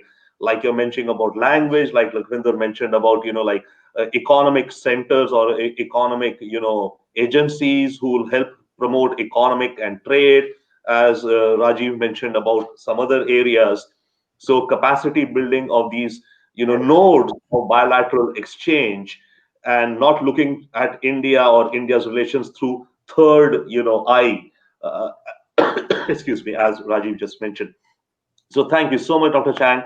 It's wonderful your wrapping up comments. Now may I invite Dr. Zakir Hussain for his closing thoughts. Thank you. Thank you. Before giving my views, I want to tell two things. Number one, on Rajiv and Dr. Chang about language. Since our childhood, it is a fact. All my brother knows. My father was telling that learn Chinese.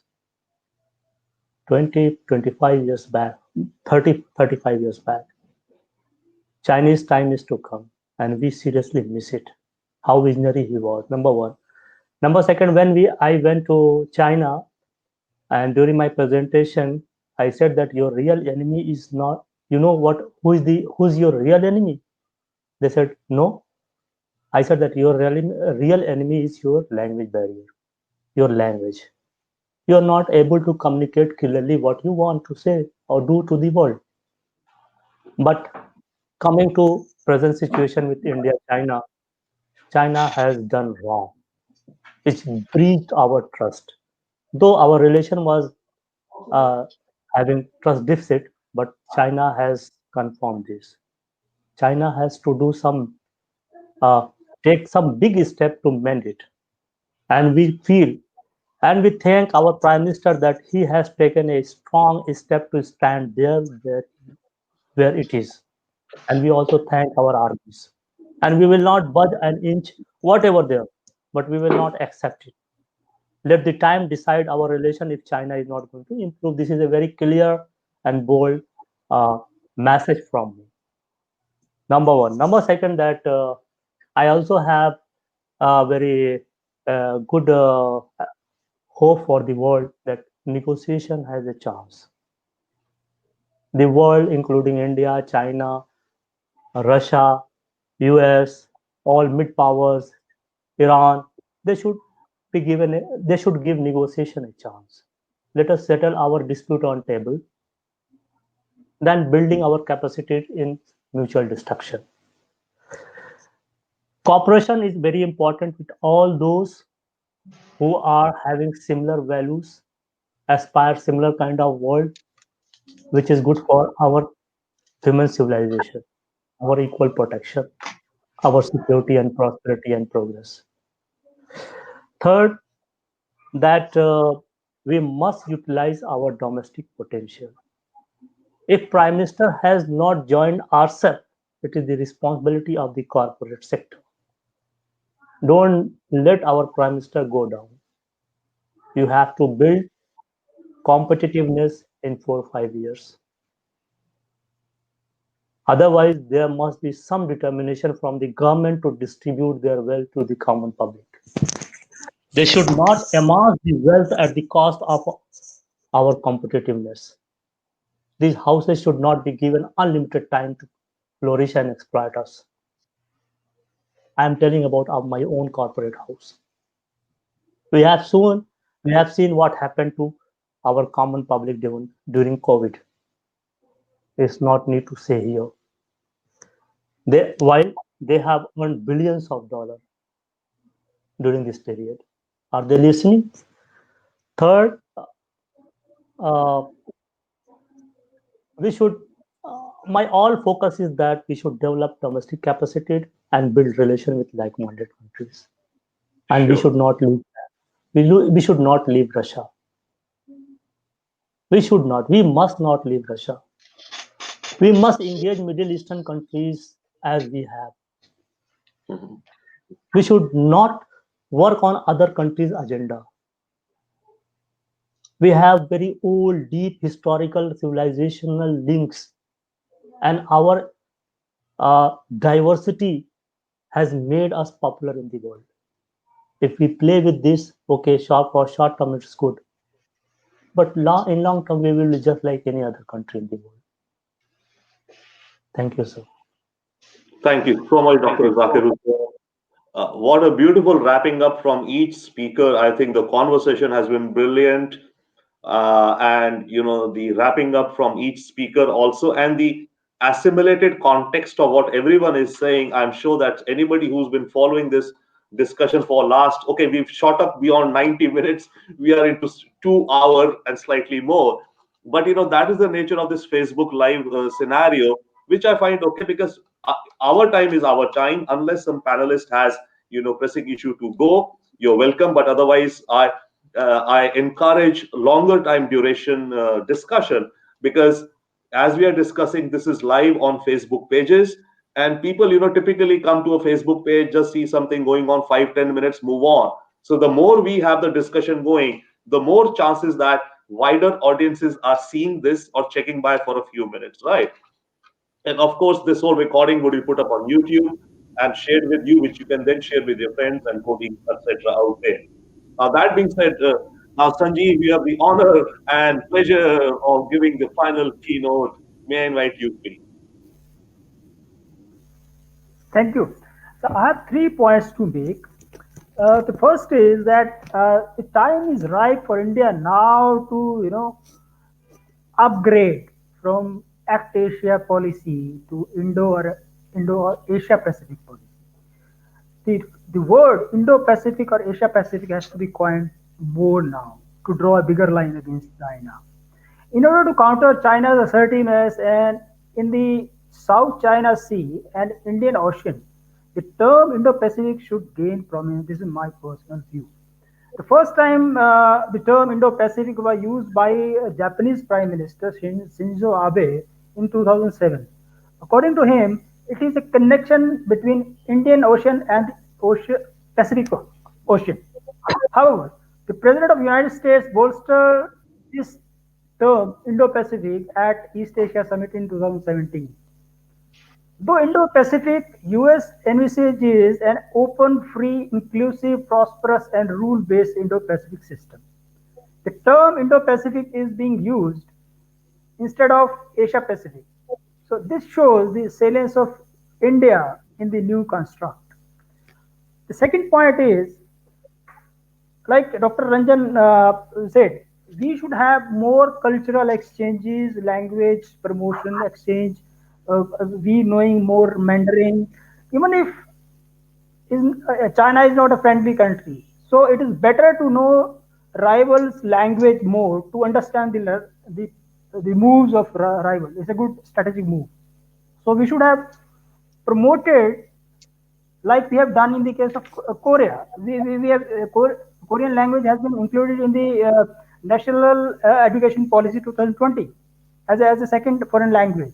We are promoting that. That is good. We should also promote Mandarin, whatever relations we have with China. Recently, very interesting thing has happened. India has also set up ICCR extension counter centers in Busan on public-private partnership. Same thing it has been done in Spain. And the next ICCR center is being set up with the people's participation in war-torn country Armenia. These are really few things, of course, going to happen on that front. The third point is we should have sound and robust international trade bodies. In India, Invest India under Ministry of Commerce is looking after all the countries. It has Japan plus verticals, it has Korea plus, it's a US plus, but we need a dedicated Asia specific trade body, which we really miss out on. CII, FICCI, of course, they are catering to entire world, not Asia specific.